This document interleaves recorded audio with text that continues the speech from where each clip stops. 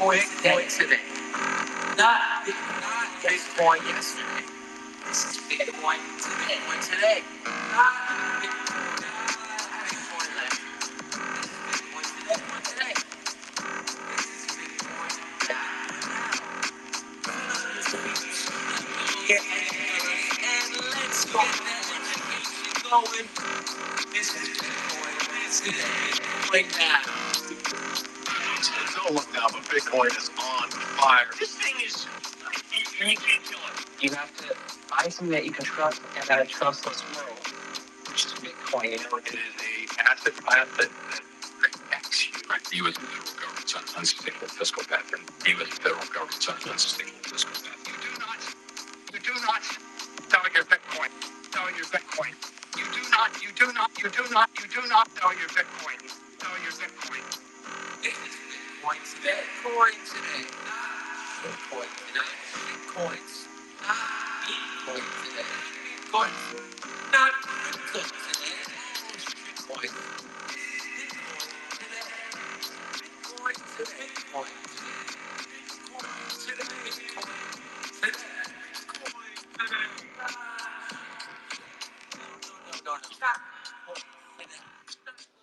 Sell some Bitcoin, boys. We're going to Vegas. We need to gamble. Just peel off a little bit. It's okay. Dark But side. Sailors said we're supposed to use our dollars to buy pizza, not Bitcoin. What? Yes, Who's what? What does this guy know? Who it is was this on guy? it was on the World Wide Web. I read Shut it. up. Yes, On the line? on this glitchy app where I'm getting This zero glitchy app. DMs. Yeah, I Yeah. think that's happening to a lot of us. 0 DMs at a time. We really need DMs. Our buddy Puncher, aka Kevin Kelly, is not feeling well today. Is he So glad that you're sharing that with everyone?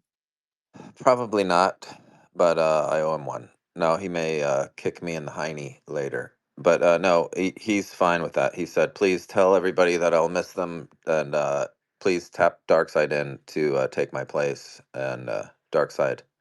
Good morning, sir. How are all the arrangements going for everything you have planned in Vegas? Everything looking good? Yeah, we're gonna have a good time, man. Really Nice. looking forward to Vegas. You Me guys all too. coming out to our home city. I hope we represent well. Yeah, buddy. Should be really nice and hot. It's Oh, dear God. starting to get really hot here, but Yeah, it's a dry heat, so you'll it's a enjoy dry it. heat. Yeah, I'm gonna use my old man vernacular and say, wear your short pants, everybody. Short pants will be okay in 100-degree weather. Do you Uh, wear those silky dolphins, Lauren? ooh, dude, you know it. Like I said, you've got my place bugged, I swear to God. Now I'm not gonna bring those because you called me out on them. But yes, I do. I have a pair of those. Hey, is Tomer gonna make it to Vegas? I heard he may not be able to. I'm not 100%, but I'm hopeful. Say a prayer for it. I don't know. I'm dealing Man with in the house. health issues of someone. Sorry to hear that, Tomer. We'll definitely be praying. Yeah. Matt, good morning, sir. Hey, Tomer, hope you feel better, man. Always I a good believe day at it's Big. not Tomer, but somebody very close to Tomer, if I'm Oh, not okay. Well, mistaken. everyone in Tomer's orbit, It's nothing but love. Puncher. Puncher and Tomer share bunk beds, and Puncher's got a cold, so Tomer's catching it. Well, anyway, good morning, everyone. Excited for this day in Bitcoin and to see most of y'all next week. Y'all, Terrence, go ahead. I know you wanted to dive straight in headlong to, I'm assuming, apparently there's been some sort of price action. I think people just need to realize there's 21 million. But anyway, Terrence, thoughts? Oh no. I mean, I think we're basically at the same price. Anyway, if Oh, are we really? I haven't been looking. yeah, I don't think we've gone down. I think the overall market has dipped some. Dark would know more about this, but probably because of the Trump talk and the tariffs. But yeah, Bitcoin doesn't care. Yeah, I don't think the market cares either. But I think the real action right now is in MicroStrategy, which is looking exceptionally weak. And yeah, it's really fascinating that all of these Bitcoin treasury companies are coming out, and they're going to be printing a lot of shares for people to get exposure to Bitcoin. And I'm just curious if it's not time to be 100% in Bitcoin and to put these things aside for a while and let this settle out. It's funny to see every cycle how we have these things that gain popularity, and for the most part, most of them aren't very good. I'm neutral on whatever's happening with the Bitcoin treasuries. I'm always glad when people are saving in Bitcoin for sure, and I think it helps everybody, entity or person or user, whatever. Um, but you always have to just exercise caution when suddenly the hive mind's all running towards something. You're like, okay, what is going on, and do I even care? Do I even need to care? But it's interesting to pay attention, and I love Yeah. learning about it. No, it's a great point. Look, these Bitcoin treasury companies are great for Bitcoin. The real question is, are they going to be great for their investors? And I think they will over the long term. But in the short term, it may not be the case simply because you have so much coming to market, right? It sort of reminds you a little bit of the internet bubble when they started, everyone started becoming a dot-com company. And ultimately, when Wall Street produces too much paper, right, the value of the paper goes down. So could we start to see, real multiple compression, not just in MicroStrategy, but in all of these related products? That would be the fear. That again, all good for Bitcoin. If I'm Saylor, if I'm sitting in Saylor's position, I'm selling as much MicroStrategy stock as I can. I've been saying this over and over again, right? Like his job is to sell MicroStrategy stock at a multiple above one and buy Bitcoin, right? Like that Hey, that Dark. that's the immediate strategy. Yeah, what's up, I bud? I posted something from Nick Carter. I think Fred actually is where I saw it because he reposted it. But basically, uh, in the end, I just put it up in the nest just so people could read it. But basically, he's saying, it would be similar to past events where they're scooping Yeah, up all this Bitcoin and then he's gonna puke it all back out. But right. I really think the I think difference that's could stupid. be, yeah, it could be different this time if we get a supply demand issue that switches the dynamic of that, and in fact, the demand actually increases exponentially and the supply, as we all know, decreases. So I think that could be a factor that changes that. But is that a possibility in your estimation? Well, look, anything's possible, right? Like you can get hit by a car walking down, a side street or an asteroid.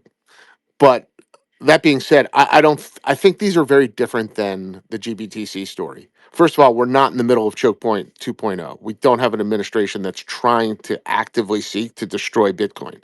Quite the opposite. Bitcoin is very well bid. I don't believe that these companies are not at all heavily levered, right? So I don't think the risk of Yeah, and I don't any think they're sort. FTX type companies No, not out at all. there Not at all. I either. mean, look, if it turns out that, they're frauds and they don't have the Bitcoin, well, that would be interesting, but I don't think that's the case. I Hey, really don't. Dark, maybe we have Fred weigh in on this too because he's Absolutely. one that reposted this. Good morning, Fred. We've said hi to all the speakers up here. Your thoughts on the Dealy Bobber that you And then Nick, reposted? yeah, Yeah, well, yeah, yeah, Nick. a little bit of engagement farming, I'll admit, on my part. Look, I do think it was a thought provoking post by Nick Carter, and listen, having kind of lived through the GBTC thing, and actually bought GBTC at kind of the absolute low of the discount there. I don't sort of see this anytime soon, but I do think cycles happen, and there will be a bear market. I don't know when the bear market is, but there will be a bear market, and in the bear market, these multiples will go way down, and people will, you're seeing that from Josh Mandel, right, who is one of the biggest MSTR supporters, now responding to a question, would you buy at a MNAV of one? And he's like, well, maybe, So who knows? I'm just saying. I thought this was an interesting post. I'm not suggesting this is going to happen right now at all.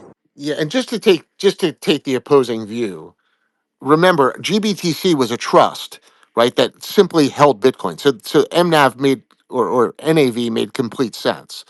But MicroStrategy and these other companies have the ability to offer products. They have the ability to financial engineer, and they have the ability to actually put this pristine collateral to use. So as Bitcoin goes higher, and Bitcoin lending comes down and it proliferates, right? They have the ability to go into new operating businesses. So I just don't. I think it's a bad comparison, right? Now, if MSTR starts selling a metric shit ton of convertible bonds and start putting a ton of leverage on the books, I'll change my opinion. But where they stand now, I just think they're two entirely different stories. I think that's sort of a, I think Nick's post is really FUD. But that doesn't mean you won't see multiple compression, right? In the end, remember, the stock market's a voting mechanism. MicroStrategy shares are a voting Well, mechanism. and the stock market's a competitive mechanism, right? Like Yeah. what we saw in 2000 was Yep. a ton of companies coming in and offering similar product, right?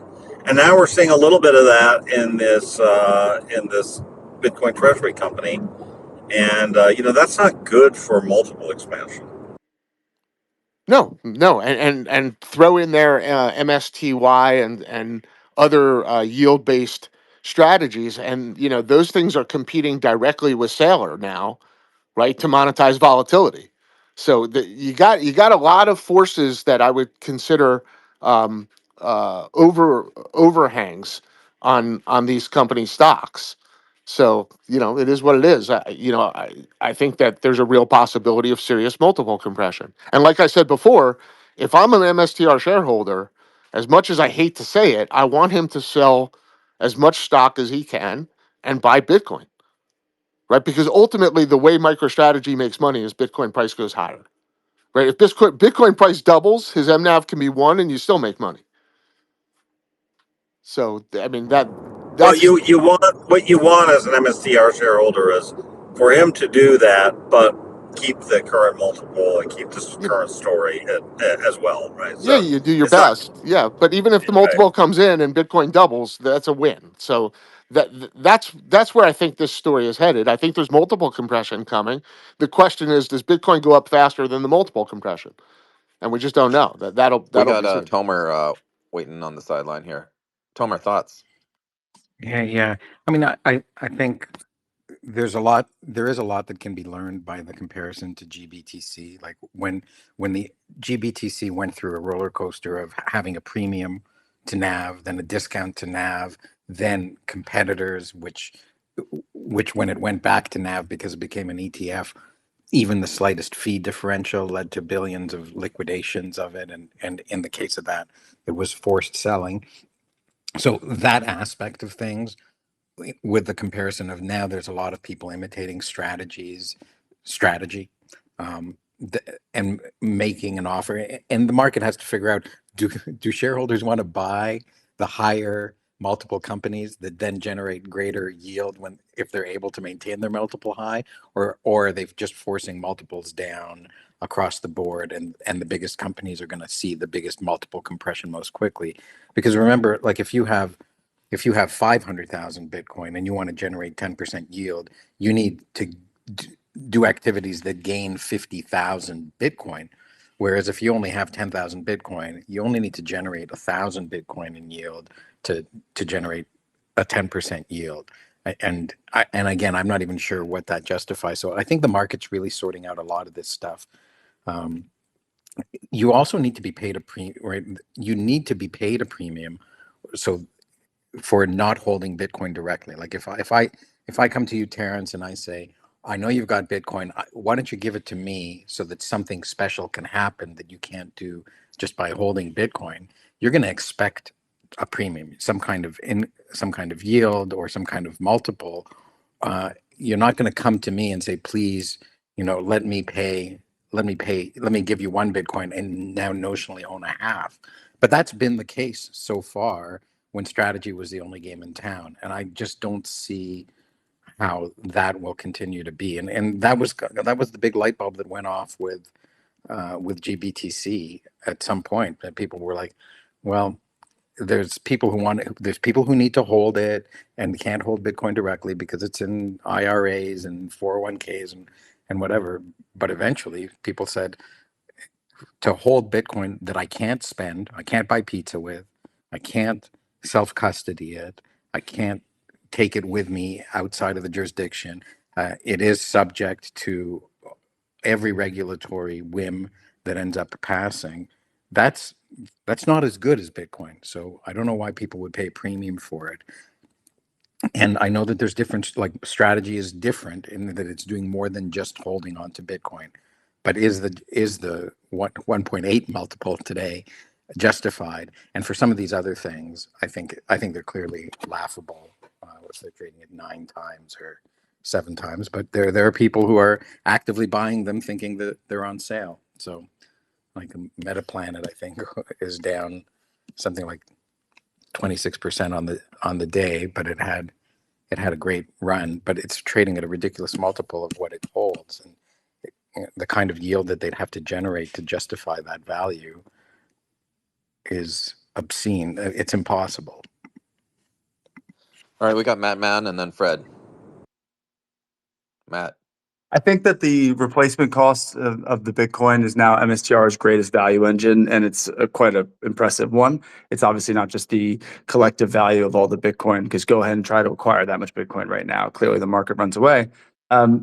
But there are some headwinds, right? MSTR used to be the only company that had public markets connectivity, that also aggressively bought Bitcoin, that also didn't have really a non-Bitcoin business of consequence.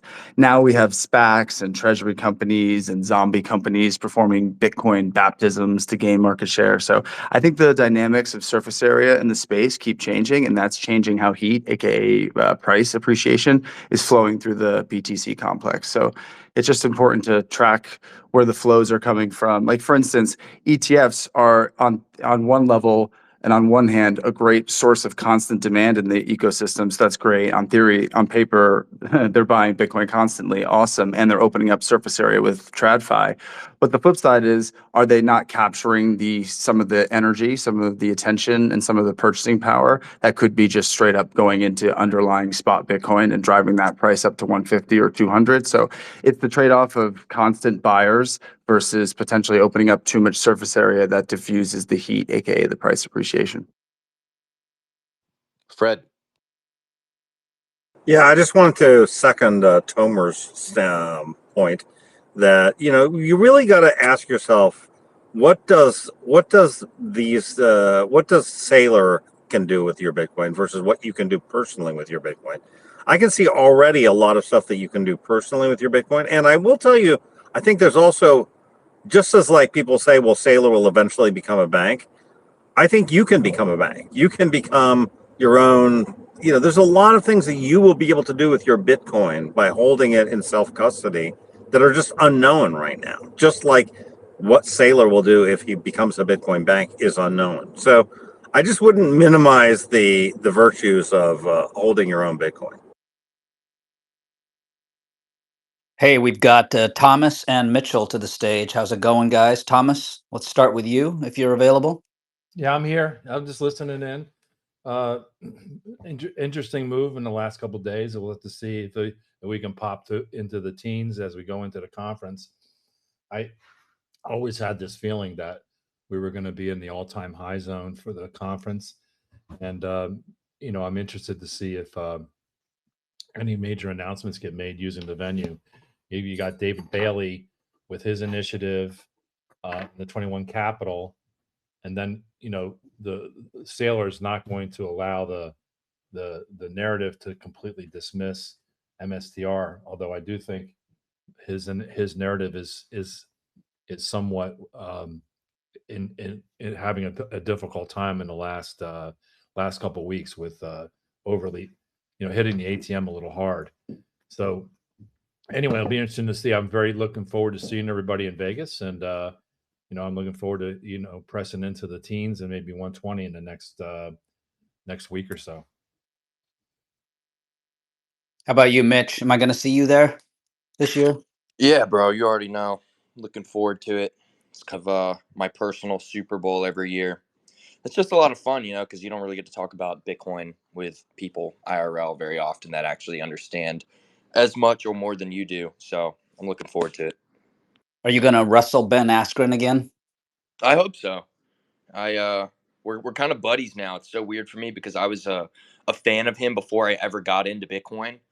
I feel like, wrestling was like Something very important to me younger in my life, and now Bitcoin's very important to me as I'm older. So it's kind of nice to be friends with someone who's very experienced in both of those domains. It's an interesting crossover.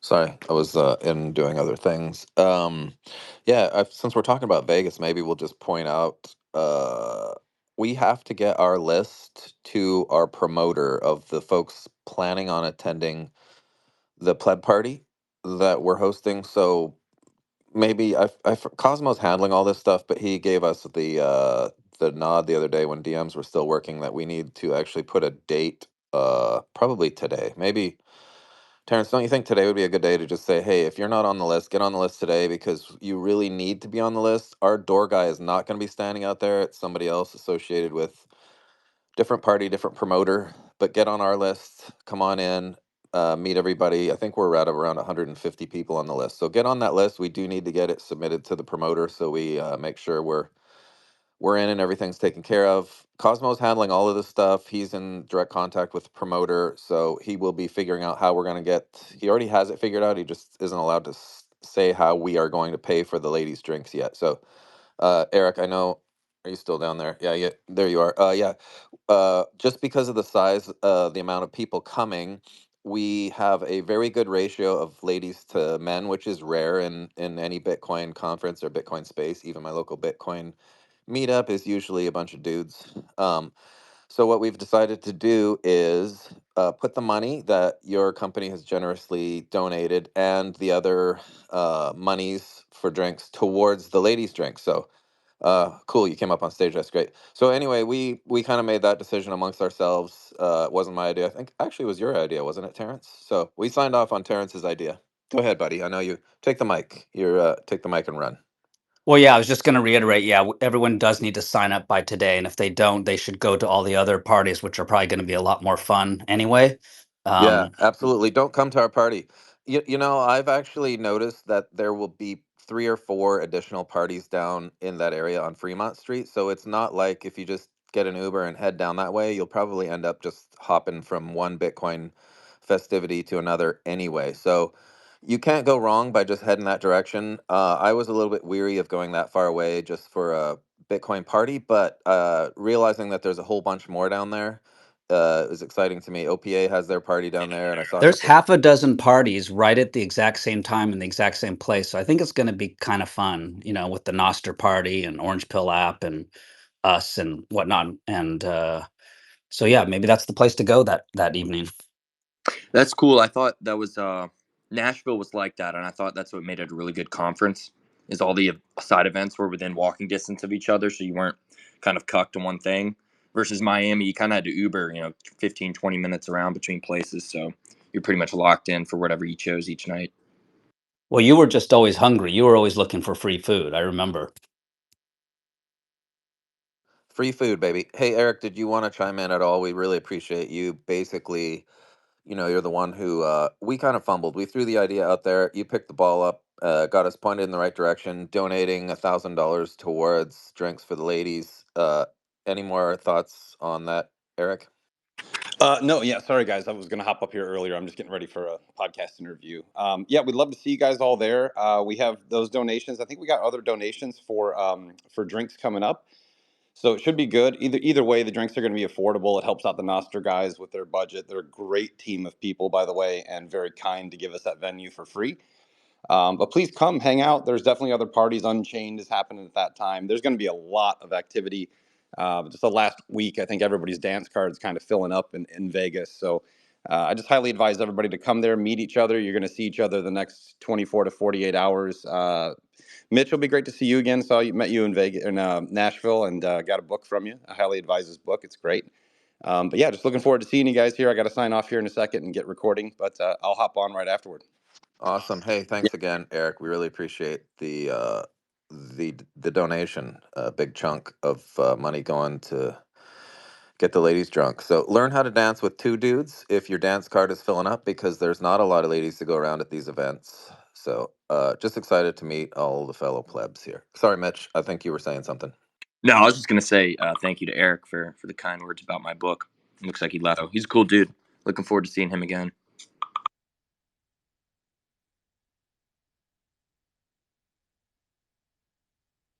Jay, I see you have joined the stage. How's it going this morning? GM guys, I am great. Enjoying the conversation. I just got into the space, so continue. I'm just catching up. We need more GQs and supermodels in here. So if you'd like to come to our party, maybe he can actually get the ratios up higher too, because attractive males definitely have a tendency to attract females to the space. So please feel free to sign up and come to our party, sir. Where's the party at? Wednesday night, we can shoot you the details if DMs were working. Down on Fremont Street, Las Vegas, Nevada, in conjunction with the Bitcoin conference coming up.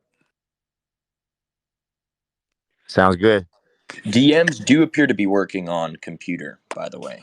Maybe it's just me. Yeah, it wasn't mine. I tried that. Josh. Hey guys, good morning. I just wanted to say thanks for hosting. I appreciate these, you guys doing these, so thanks for that. Hey, if it's okay, I wanted to get a little bit of clarity on how these banks are looking into doing a jointly stable coin type deal. How's that going to play out? And I don't really know that much about it, but I'm sure stuff is going around. Can somebody clarify what they're trying to do there, if you don't mind? And thank you.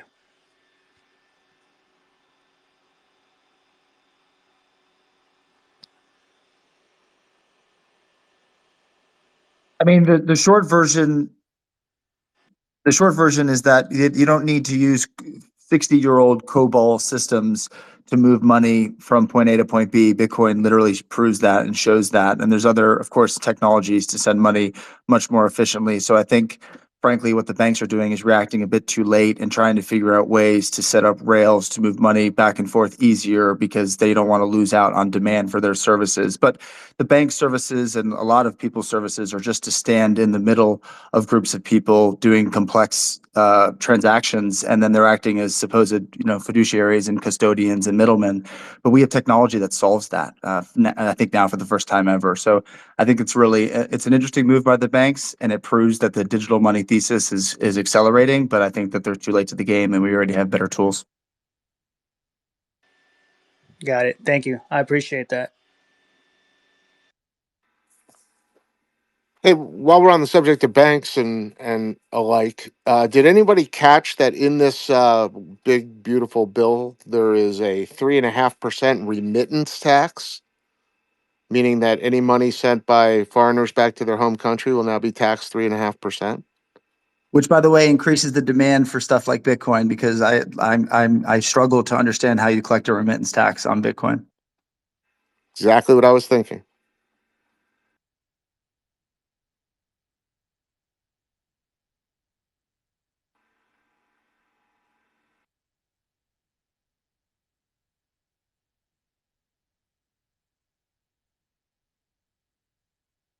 Or stable coins. Well, stable coins might be easier to collect the tax, I think. Right? They could actually work with the stablecoin providers, but certainly Bitcoin, I don't know how in the world you do that. Well, I don't think they're going to be able to quote unquote work with if it's just a peer to peer tether transaction from one Ethereum wallet to the other, or these people are going to report that? No, they won't. So it's interesting also that that you have now Wells Fargo, Bank of America, JP Morgan, and Citi all sort of examining whether they can build a new stablecoin jointly.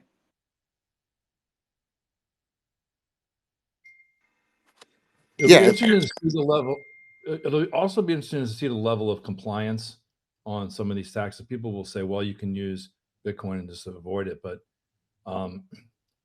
you do put yourself into an exposure if you are ever subject to an audit, or it's understood that you did that and didn't you didn't report the taxes appropriately. So like if I'm trading Bitcoin on chain and doing a bunch of stuff, moving it in and out of different things, those are all self-reported. At some point, if you don't report it, you could probably get away with it, but you also run the risk that you could get caught at some point and have significant damages. So I'm not sure that the remittance tax would not apply to the Bitcoin outflows as well.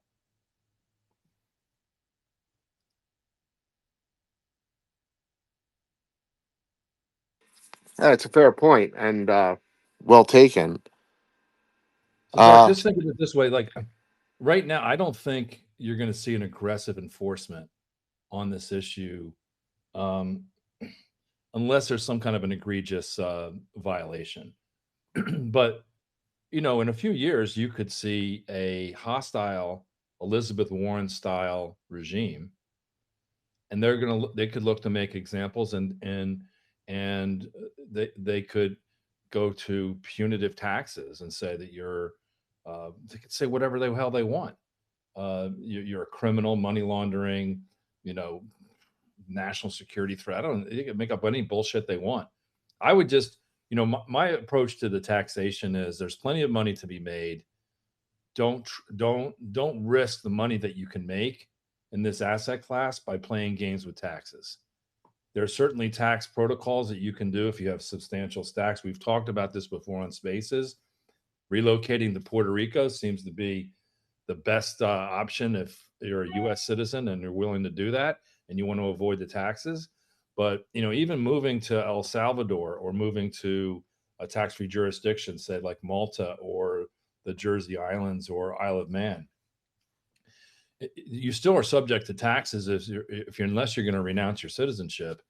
And the act of renouncing is essentially closing the books on your taxable liabilities. So you basically got to pay capital gains and that huge exit tax. So people have the opportunity to try to skirt the tax laws, but if you have substantial wealth, it's just not worth it. I just wouldn't do it.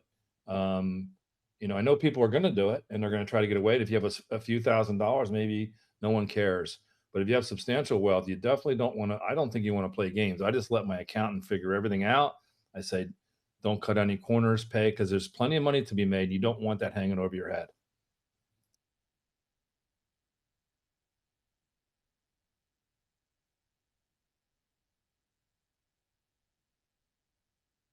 Yeah, I second that, Thomas. I just think the one thing you don't want to do is run afoul of the law, right? Like that's how you get yourself in real trouble, and there's no reason to get yourself in real trouble.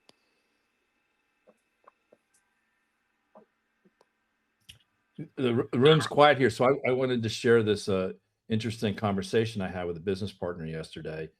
And I have regular calls with him, and he's familiar with the Bitcoin community and stuff. He's invested to an extent, but he's more of a traditional TradFi guy, and he's investing in different things like energy stocks. He has a lot in the precious metals, and he's a very sharp guy. And so we talk about what's going on with the market, and he's just very interested. He always picking my ear about like what's going on with MSTR, what's this 21 Capital business. So he's aware of the stuff, but I wouldn't say he is by any stretch of the imagination a Bitcoin maximalist. Anyway, we were talking about just different things. Like he was going to build a yield portfolio using some of the products that YieldMax does. So MSTY, but he understands the risk of it, but he said, I think I'm going to maybe diversify, just create a little bit of income. And so we were talking, we were looking through them, and I said, we started talking about self-custody of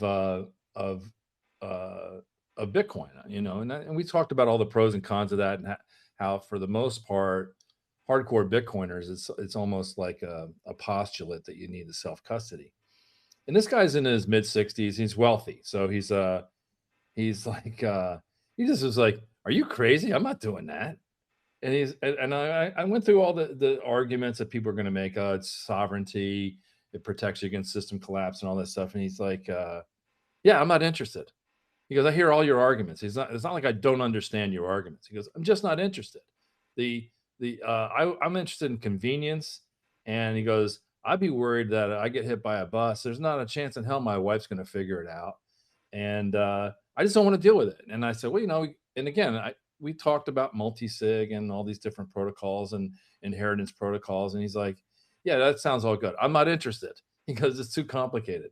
And I don't want to deal with that. And he goes, if Fidelity as my counterparty is going to screw me over, I got bigger problems. I'm not trying to protect against that scenario. So I thought it was an interesting thing. Anyway, my point of this is I just posted out that conversation just to put it out there. And I normally don't get that much engagement on my posts. I might get 2 or 3, maybe 5,000 people. It got like over 60,000 views. It must have really hit a thread with people. And I just interested in what people thought about that whole conversation. People must have had this conversation with, I'll call it the over 60 rich crowd that are in your circle. What do people think about that? I mean, I think it's like a lot of things, Thomas, where, we just forget when people kind of said the same thing about the internet. They said the same thing about iPhones. I mean, even look at Steve Ballmer's, terrible prediction that no one would be using the iPhone, that the market share would be tiny because no one wants to type on a keyboard that isn't tactile. And yeah, it's convenient if I want to use an Uber. I don't have to learn how to drive or change the oil in my car or put air in my tires. But it actually is very simple. And it's, and you've probably done it, so you get it.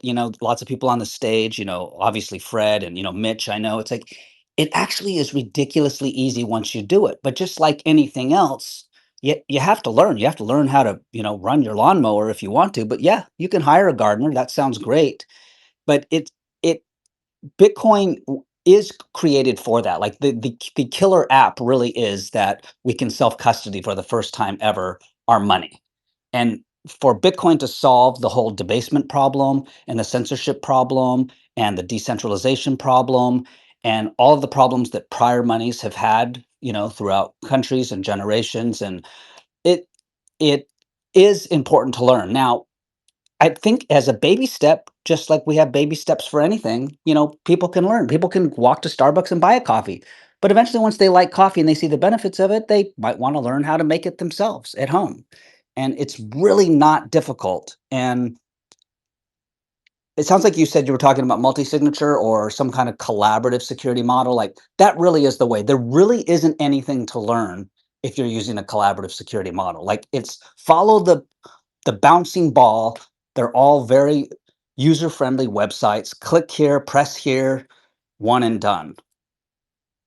Anyways, I got a comment on this, Terrence. So, and people won't like what I'm going to say, but what I'm going to say is, I think you end up at multi-sig, and I think you end up with Ledger and everything else. But I think where people are going to start actually is stable coins on Solana, right? Because I think if you're dealing with most people, even people over 60, you can get them to download a Phantom wallet and you can say, here, I'm going to send you $10. It's like Venmo, and people go, oh, Venmo, I use Venmo. I pay my gardener with Venmo. And it's like, right. Okay, great.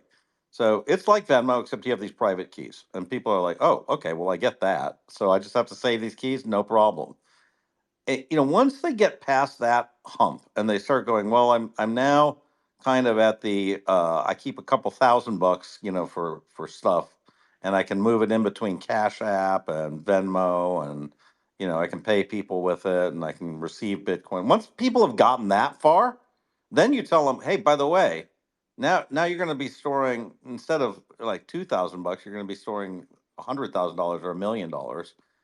Now, what you're going to need is you're going to need multiple devices. You're going to need multi-sig. You're going to need all that. Then they're like, "Oh, okay, great. I understand.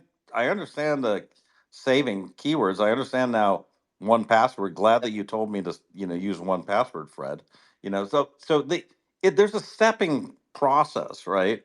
And I think if you just go to somebody directly and you say, "Here, sign up for Casa," people are just, or sign up for Unchained.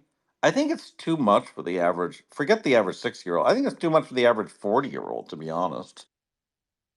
Yeah, well, like all of us, we all did the same thing. We originally bought on Coinbase and we were sitting on an exchange for a while and we had the Voyager app. Or, today people can buy it on Robinhood. I don't think there's Right, but what I'm anything. just saying is that these self custody wallets for Solana in particular have gotten very very easy to use. Right. I mean, Phantom is very much equivalent to using Venmo. It's not any more difficult. So I'm not saying buy Solana. I am not saying that. Okay. But what I am saying is, this is, if you want to get in the journey that'll take you to full self sovereignty, that journey probably starts with $100 of stablecoin. Okay, and it's now much better than it was 2 3 years ago, and that's, I think, where most people will find it, and that's why I'm so bullish on these stablecoins, and I'm so bullish on this Genius bill, because what I think is going to happen is we are literally going to have 1 billion people on this planet start, very modest amounts, but they'll start understanding what private keys are. They'll start understanding what it is to send something between person A and person B. And once you get that, then you're much more likely to understand and self custody Bitcoin. So, and buy Bitcoin, or even have somebody else hold your Bitcoin, right? You'll get Bitcoin. So I think that there's a really big opportunity right now that, this thing does go into the hundreds of millions and billions of users, not just the core couple million people that we all talk about. I was really kind of at some level just relating. If I map my, I have this Bitcoin Today crowd that we hang out with, uh, and then if I draw a Venn diagram, that's a circle, and then I have like I'm running for office. I'm dealing with like all the townies, right, and the people I interact with there. There's like zero overlap in these two circles here, and just having this conversation that we're having now, uh, 90% of the people just tune out. They're just, you know, I think Venmo is probably the biggest stretch for them. They say, oh, that's what the kids use and stuff like that. But I do think that the Bitcoin community needs to appreciate that there's some number. I think it's 700,000 financial advisors, and they have clients, and those clients uh, are not inclined to do anything in this space, and I would say they're afraid to do things with money, and they're afraid to admit that they don't know. Meaning that they're like, "Oh yeah, I know about the market, this, that, and the other," and they pretend that they'll drop a few things. And I see these conversations a lot. Uh, like I was trying to talk about, bit bonds and Bitcoin around municipal finance with some guys who should really know better, and they just sort of drop in nomenclature, and it was clear to me they didn't know shit about anything, and I didn't want to embarrass them and point out that they were making the equivalent of, well, a cheaper version of Bitcoin is Litecoin. I'm like, all right, well, it's really a different thing. What am I going to do? Am I going to have an argument with this person, and then they're embarrassed? It's just not worth it. So I do think our community has to really think about the clients of the 700,000 financial advisors and how fundamentally far they are from getting to a point where they're going to download a Phantom wallet, or whether they're going to use a ledger or multi-sig with Unchained or Casa. I've done it all. I've seen it all. I've gone through the steps, and I can appreciate uh, uh, how hard it would be for me to get the people in my life outside of this group to actually join me in the journey of self custody. Well, the other thing I was going to say, Thomas, is if you do go through this like you have, you gain a much bigger appreciation for the asset, and you're going to put much more of your capital in the asset than if you don't. So, to me, it's part of the, whatever, 10,000 hours or whatever the number is, right? That you have to study Bitcoin. Part of that study means hands on. Okay, here's a wallet. Here's the thing. Restore it from the key. You have to go through that and really understand the. And once you've really done all that, you know what? Maybe you say, you know what? Fine, I'm fine with IBIT. like, and that I really respect that, and I think that that's a great choice, for storing your Bitcoin if you really understand what it is, right? And so, I feel like that's where we're going to get to, not just more people getting it, but more percentage of net worth for the people who do get it. I think they're going to be really increasing their net worth. So I think this self custody stuff is still worth doing, and I like to do it even if people have. I'm trying to do it with my wife now, to be honest. Like, she's got a bunch of iBet, and she's like, just on her own, she bought a bunch of iBet, and now I said, well, check your balance, and she's like, wow, and now I'm like, well, do you want to understand how self custody works? And it's always like, not today, that's always her thing. Not I'm too busy. I'm on Instagram right now. I don't want to I don't want to understand another app or another whatever. So it, but I think she would have even more conviction if she really understood what she was buying, not just number go up. Yeah, it's Yeah, a I mean, good point, Fred. I mean, Bitcoin, we love Bitcoin because it is equal opportunity, for the world, but it isn't equal outcome, right? The spoils will go to those who prove their work and who do the work. And you're right. Like I never wanted to self custody or have to do all that. I wasn't as nearly as technical as Bitcoin actually requires if you want to fully know everything. But I also don't know a lot about my iPhone or a lot about the internet. But once I decided to learn because it fascinated me, I piled into Bitcoin so much harder than I ever would have because I realized I am sovereign. I can be accountable and responsible for my own hard work. And that meant a lot to me when I thought about everything that has happened, going through COVID and prior to that with the GFC in 2008 and just seeing the way things operate. And I also remember in the internet days tinkering with my own server for a while. Even though I wasn't technical, I thought I like the idea that my data and information isn't captured by these centralized companies. I mean, those weren't the words I used back then, but that was how I was feeling. And the same as with now. I mean, that's essentially what running a node is. You basically are running your own server. And people don't have to go down that road at all. 100% agree. I think the ETFs are fantastic for people to start out in and start learning. But yes, once they learn about self custody, whether they do it or not, they're going to get more into Bitcoin because they start to see To- that that's how it was designed. totally agree, Terrence. I think once you get more value or the value rises, it inspires you to actually do those steps you described where you are learning. So yeah, totally sign off on that one. Be Cho, careful what you say. yeah. The wrench just showed up, man. Oh yeah, Oh. he's gonna, Oh dear you God. might need an But hey, adjustment. before we go there, Chode L has had his hand up for a while. Chode L, I don't go see a ahead. profile picture though. I don't recognize those He's people. faceless. He's Hey, anonymous. He is Chode hey, L. I'm tech challenged, is what it really is, guys. But Thomas asked such a great question. I actually have had lengthy conversations with Grok about this, and what's fascinating is that it recommends an asset allocation between ETFs, self custody, and multisig.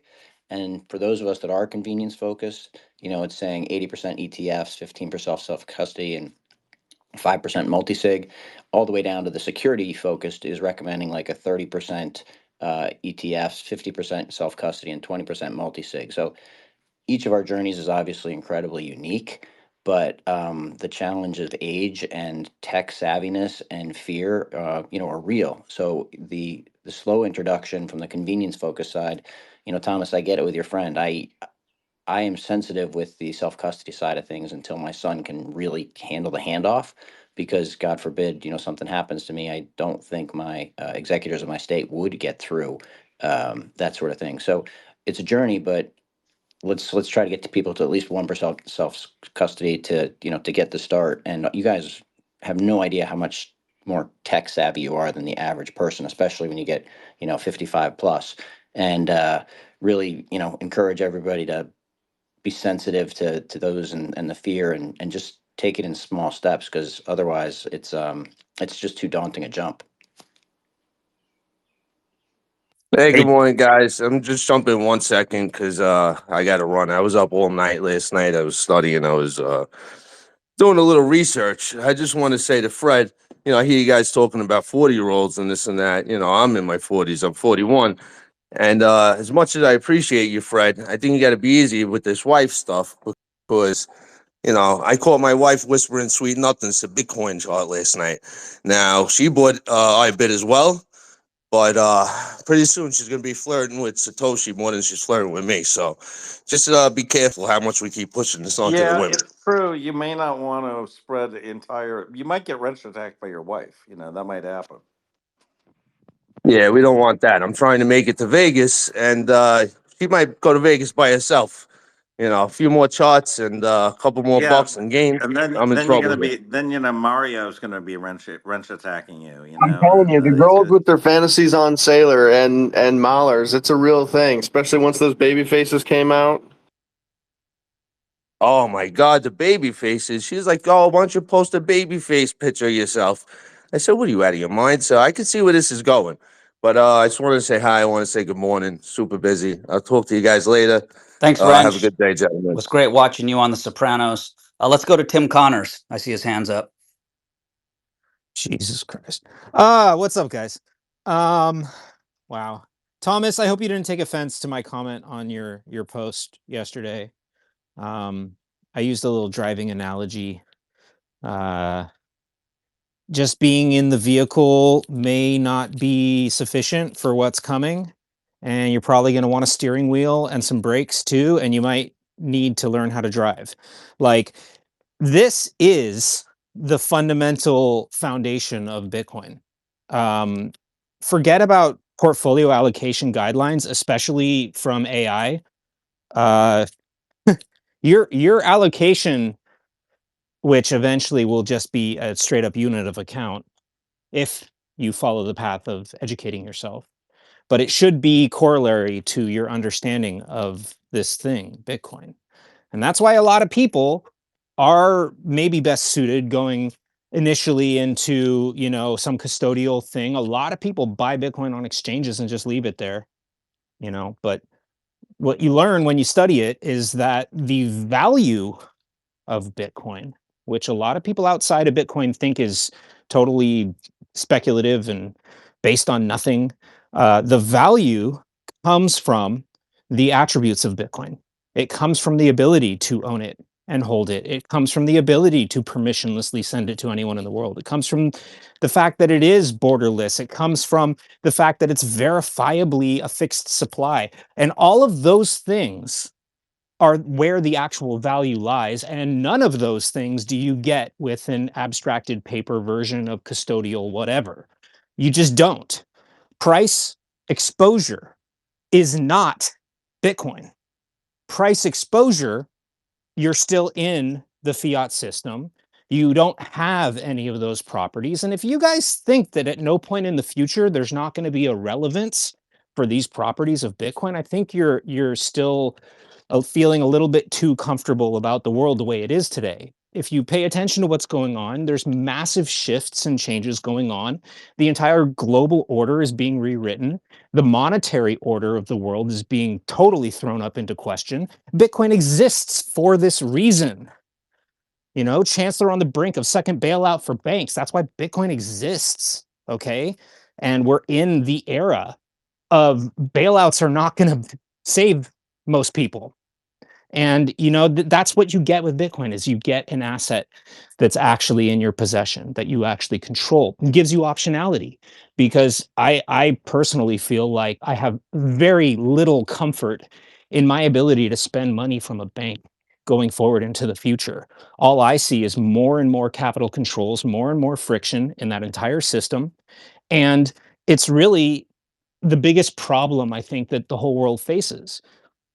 And for that reason, like, Bitcoin is the biggest solution, but you have to actually start learning it so that you can have some sense about what you're holding. To me, and this is the last thing I'll say, sorry for the rant, the opportunity with Bitcoin is the arbitrage between the perceived risk in Bitcoin versus the reality that it's actually an anti-risk thing. It's actually a dose of certainty in an uncertain world. So, you have to actually study it. You have to actually get hands-on and use it. That means actually using wallets, transacting on the network, using a node, those things actually give you the real understanding and verified knowledge that this thing is what it is. And then you can sleep very well at night because you realize, aha, this is actually a risk off thing, while everyone out there in the world thinks it's a risk on thing. And I'm arbitraging that. And Exactly, you see TC. It's like TC. using cash. You got to learn how to use anything, right? It's like using cash. Same thing. This is why that was great, TC. 100% agree. This is why Loren, for instance, discovered self custody of Bitcoin and understands self custody of Bitcoin, because with Bitcoin you actually have your wife. In a custodial sense, you only have a picture of your wife, and Loren is now on wife number 5, and he doesn't want to go to wife number 6. So this That is is a why true he is story. self custody. This is a true story. Terrence, Yet, when's yet your again, stand-up comic routine in Vegas? I want to be sure to be yeah. at that show. Well, Oh, it'll get a be a few drinks 2-drink in them, and minimum. Great calamari. Oh, go hell ahead. yeah. Sorry, no. Terrence yet again throws me under the bus. I thought that was told to you in confidence, sir, but now my feelings are hurt, and I do have pictures of all 5 of my wives. So yeah, horrible analogy, and that hurts a lot, Terrence. Thanks a lot. Now we go to the hands. We have Swami or Jay. I didn't see which one was first. Hey guys, I can go. Can you hear me? Loud and clear, Swami. All right. All right. Yep. Hey everybody. I'm a GameStop guy, but I've fully come around on Bitcoin as well. So looking to finish the Bitcoin standard pretty soon. But just two comments on some past things that other speakers had said. Um, I don't know if you guys are familiar or what your opinions are of Arthur Hayes, but I listened to a interview with him recently, and I thought a good point about the tax bill and the surcharge on foreign money. You know, his position or his thesis is that if that actually happens, it's just going to result in money printing to replace whatever dollars flee from the U.S. system. That's going to cause stock declines, and the Fed will just print to replace that, which I thought was interesting. And then just another comment about like adoption for people that a little bit older than 50. One of my good friends works for Ameriprise, which is a wealth management firm, if you didn't know.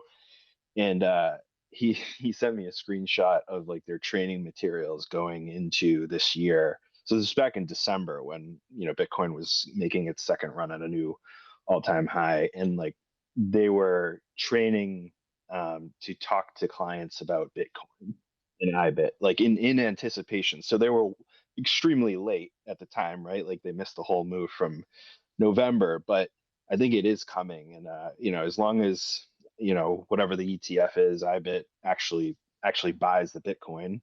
I think it's a good first step. You got to get people to go down the rabbit hole, but not all the way on the first step. So that's all I got. Thanks everybody. Jay, you're up. All right. Quick question for the audience and any of the speakers. I try and receive 100% of my income in cryptocurrency, and I took a position on MST for the weekly income dividends. And I want to know, what do you guys think about that weekly dividend, and what percentage of your portfolio would you allocate towards that dividend? If someone else wants to comment on that, I would say just save in Bitcoin, not cryptocurrency, Zero. not I would put Misty. 0 in that. Yes, that's what I would say, but I don't know about, and I think you mean Misty, not Master. No, no, no, no. I mean MST, because I've been actually following British and Gary with those videos on YouTube. And I do have Misty. I have MSTY as well. But MST just came out and they're doing the weekly dividends. Copy that. Well, I don't, unless anyone speaks up, we can't really comment on that, Jay. I apology. I just am not experienced in that area. I think, You don't have enough Bitcoin. yeah. Let's go to Nick and then Fred.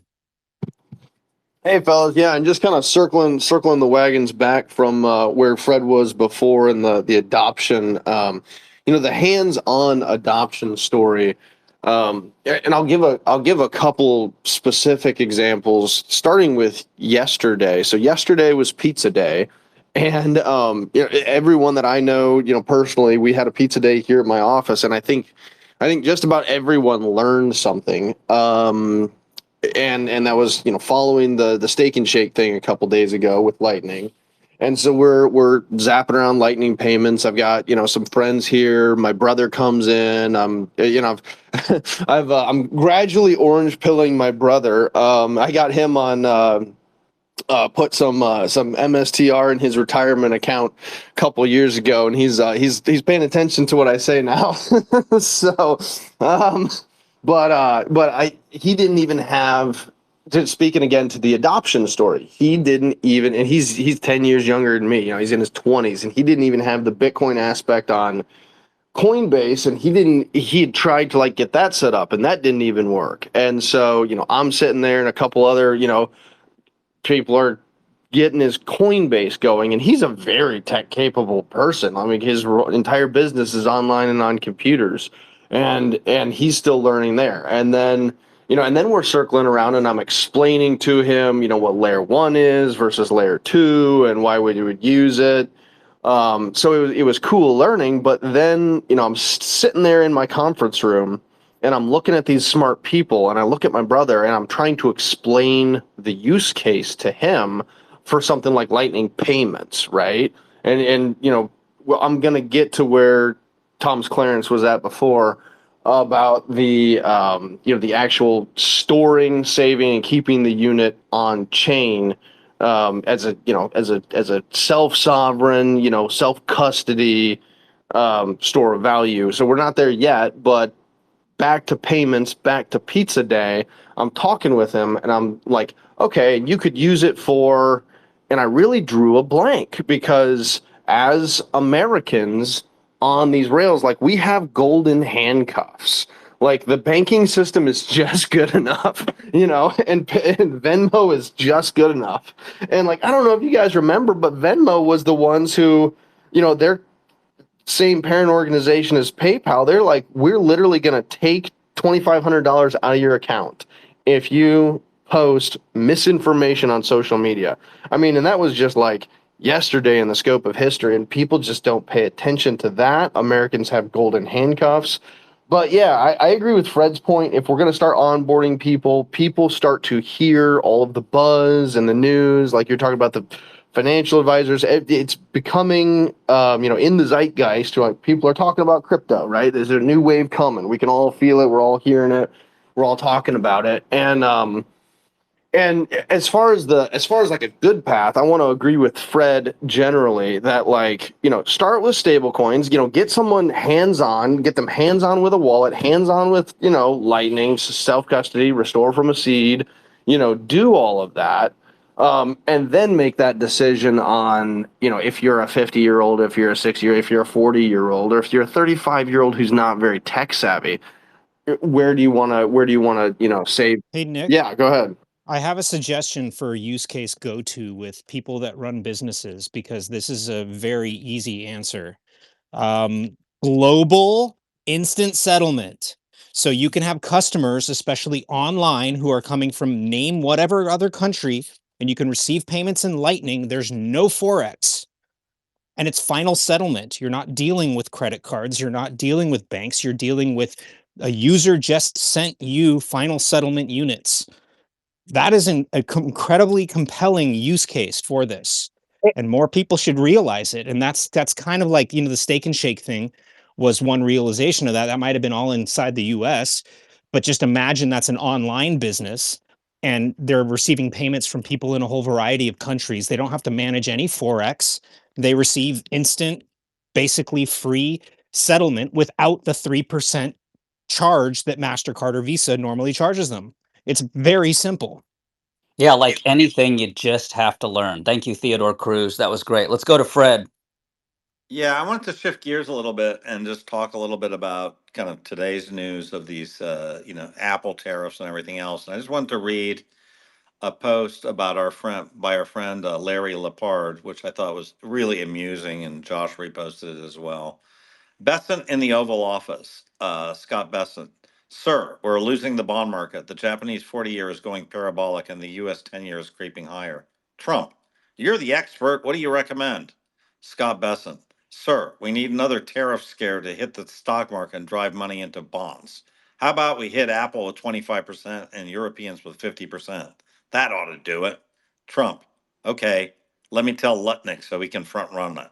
You know, and that's pretty funny, but I got to tell you, I don't think that's completely inaccurate, right? I feel like we were sitting there and everything was kind of going, we kind of put the pause on China, and then all of a sudden we had this bond problem, and they're like, let's kind of move, let us get us a little bit closer to a recession here, so that so the bond market, gets a recessionary bid, and I feel like the impact of this is, today that Bitcoin's trading a little bit like Nasdaq, right? And we have this diversion, where gold up today and Bitcoin down. Usually they're not usually, but recently they've been more the same direction. So I was wondering if I know Robert's listening. I'd love to bring up Robert for Infra as a listener, invite him up.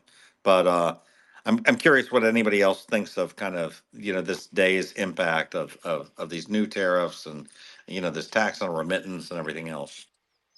Yeah, Fred, the tax on remittance, I think, is the big deal.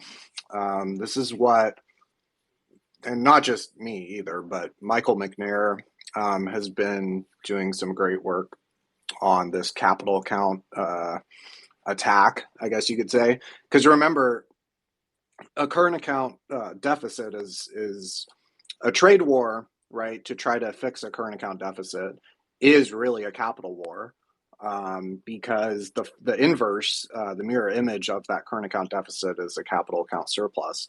And so that's really, one could argue that if you're able to reduce the capital account surplus, on a balance of payments basis, you improve your current account.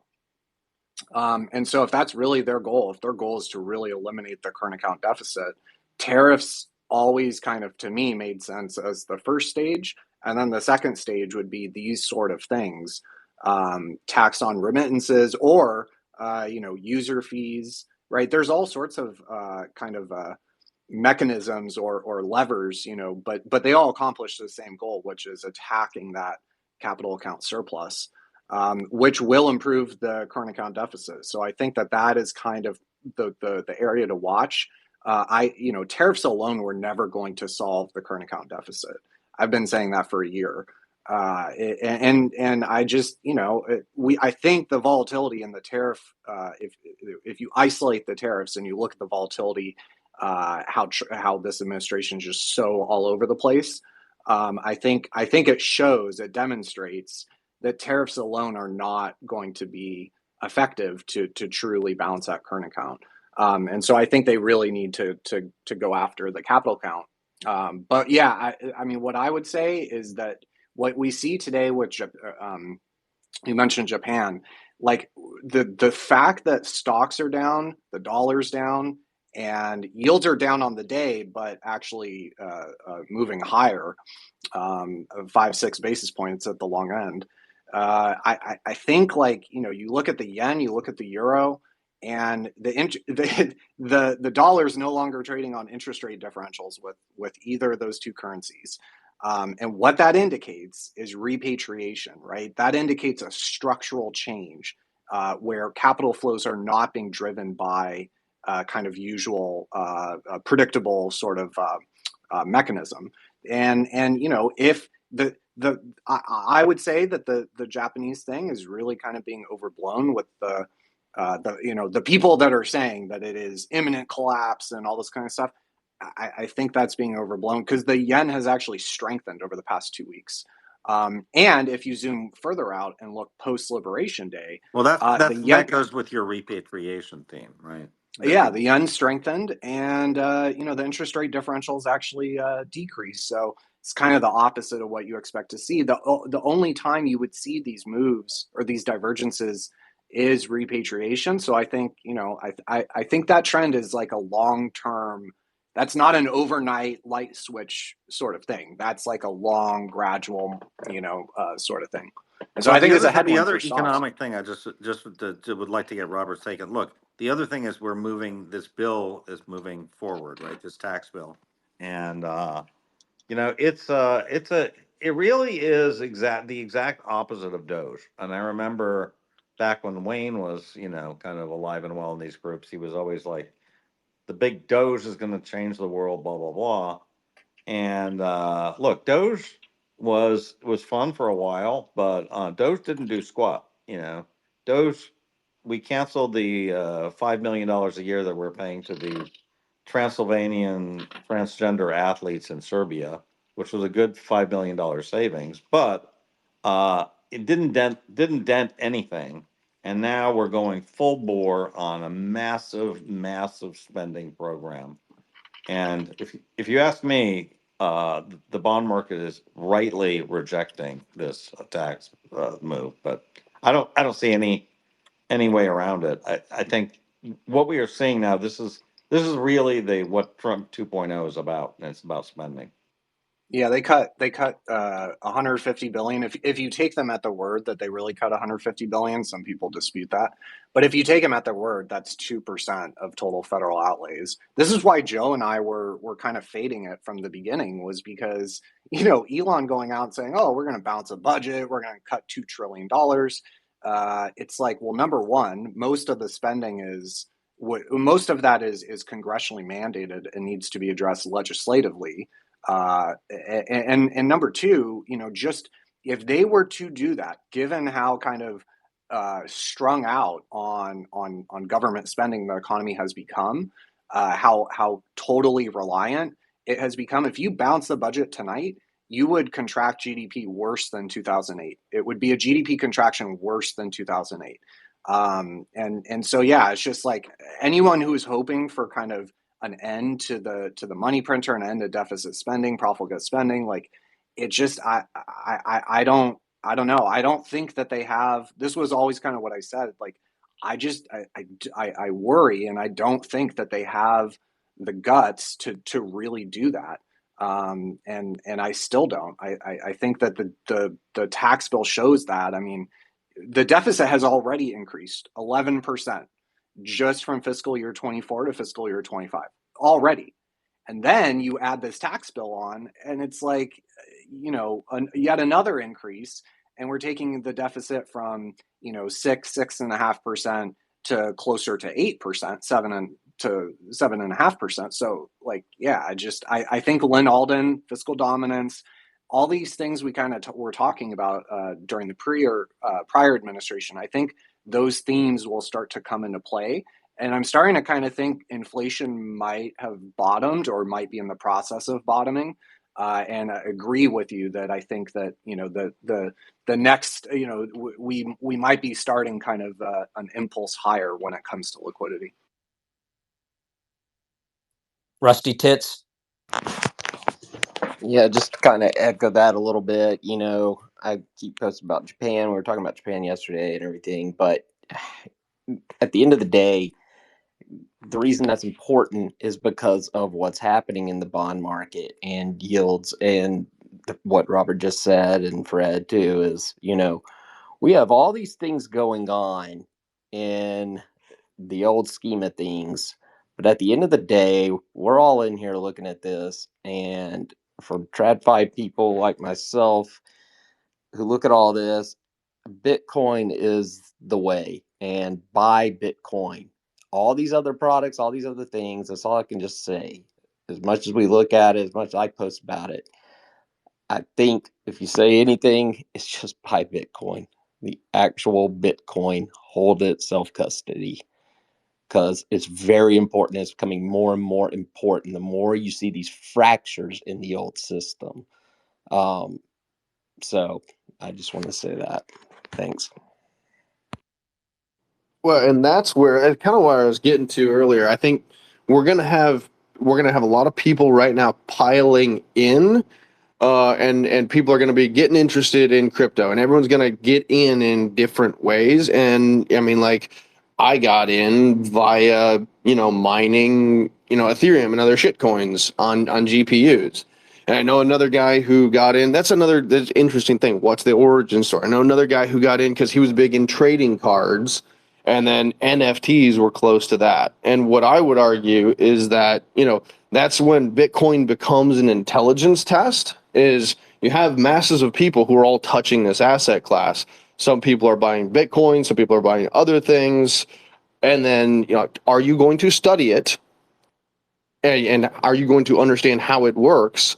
And then the intelligence test is, if you really understand Bitcoin, you see that it's the alpha predator and distinct from other cryptocurrencies and has a unique value proposition and unique solitary properties that others can't. And in for that, to that level, Bitcoin's an intelligence test, and long term, those are going to be the people with bigger stacks, I would think. But I don't think we should judge the people who put their stuff in IBIT and just are going for the they're not self-custodial, but they just do want the price exposure after they've hands-on how to self-custody. And if you're Sun Tzu said you need to know yourself and know the enemy. And if you know yourself and you know that you forget passwords, well, maybe pure self-custody ain't for you. Maybe it's a multi-sig solution with your lawyer and your, better half who has a better memory or something. But that's just my 2 cents. Can I point something real quick on Japan? They came out with they had their inflation data out overnight, and it surprised to the upside. And I think that fundamental driver, like, this is what's so crazy. This is why I'm one of the reasons I'm so bullish Bitcoin. You look at Japan, right? You look at US and go, oh well, we can print our own currency. We can always do yield curve control, QE, whatever. The debt's no big deal. Deficit's no big deal. Well, okay, you can look at Japan for kind of where the extreme implementation of that approach, right? And what they basically did is they basically trapped themselves into a situation where even healthy nominal growth, right, like an acceleration of the economy, which is healthy, which is good. Wage growth is good. Nominal growth is good.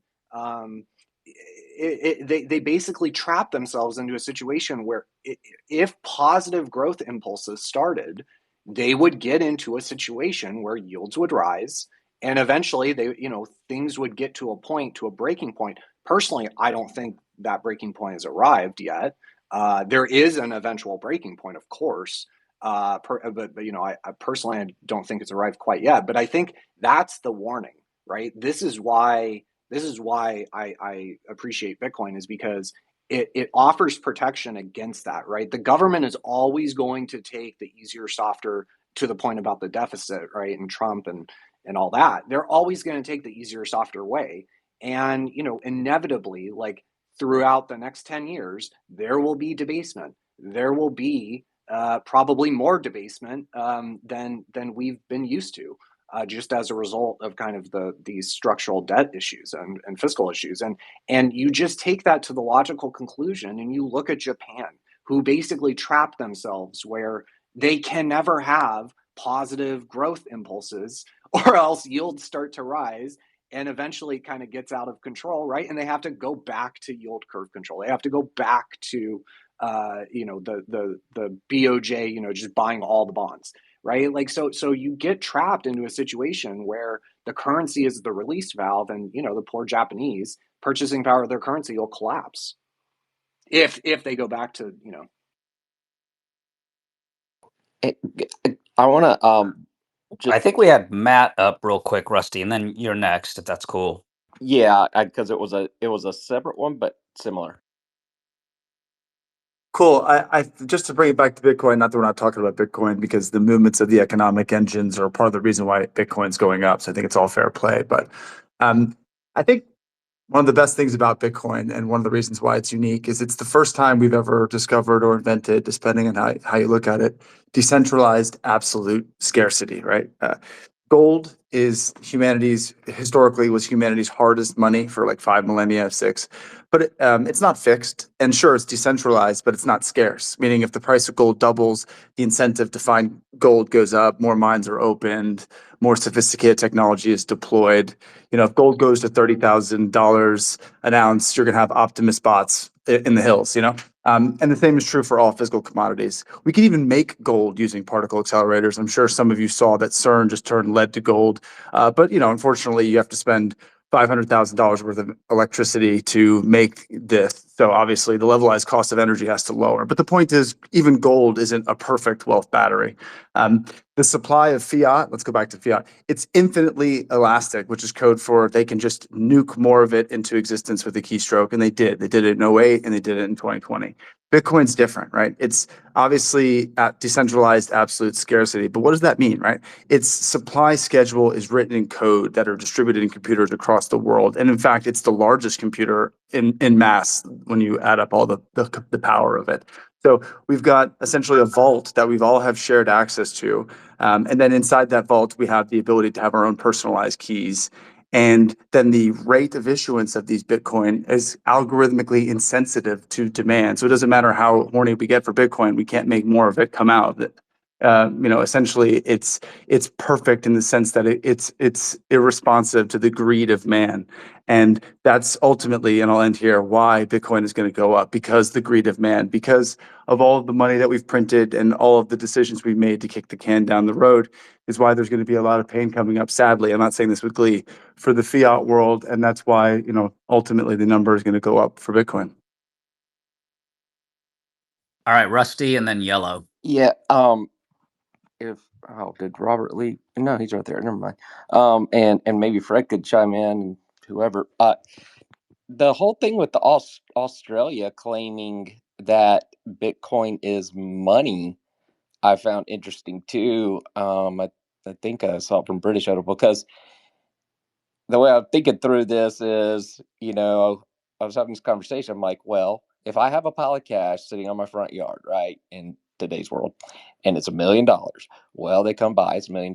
You can't sit there and charge me because the Dixie's moving up and down, right, on a taxation basis. I was trying to formulate a way to say that. Did y'all see that story? All right, Yellow, you're up. Here's a question.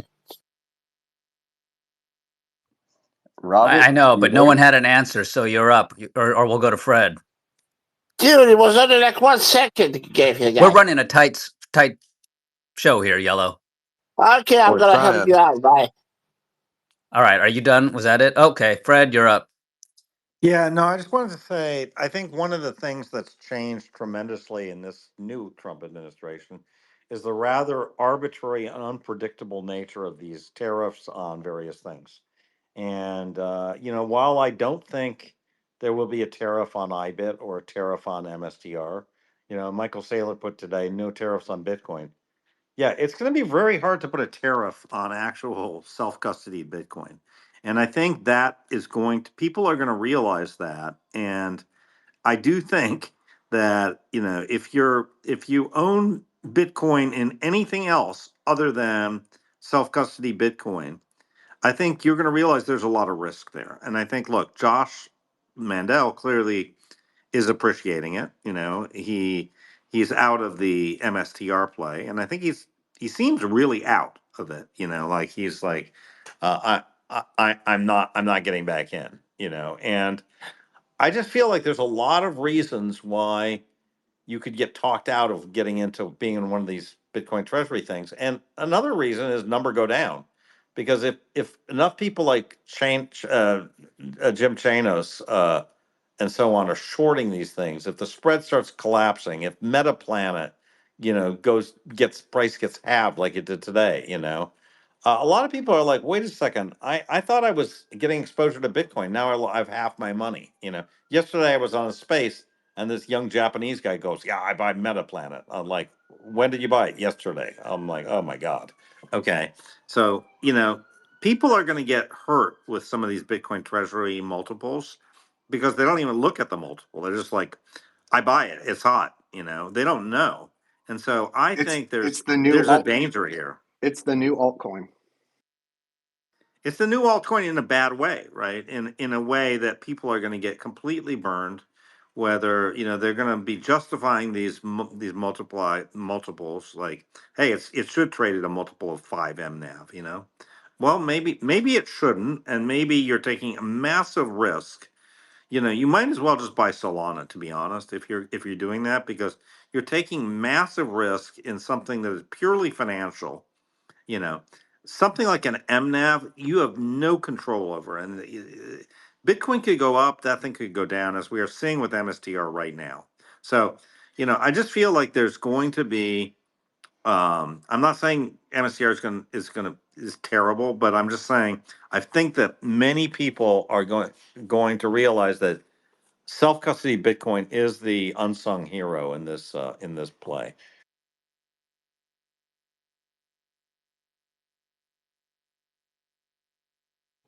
Yeah, and I would agree with that. And also on the thesis of the treasury companies becoming altcoins. And I just want to share another word of caution for anyone who is looking to play with the Bitcoin treasury companies, invest in the Bitcoin treasury companies, take a position.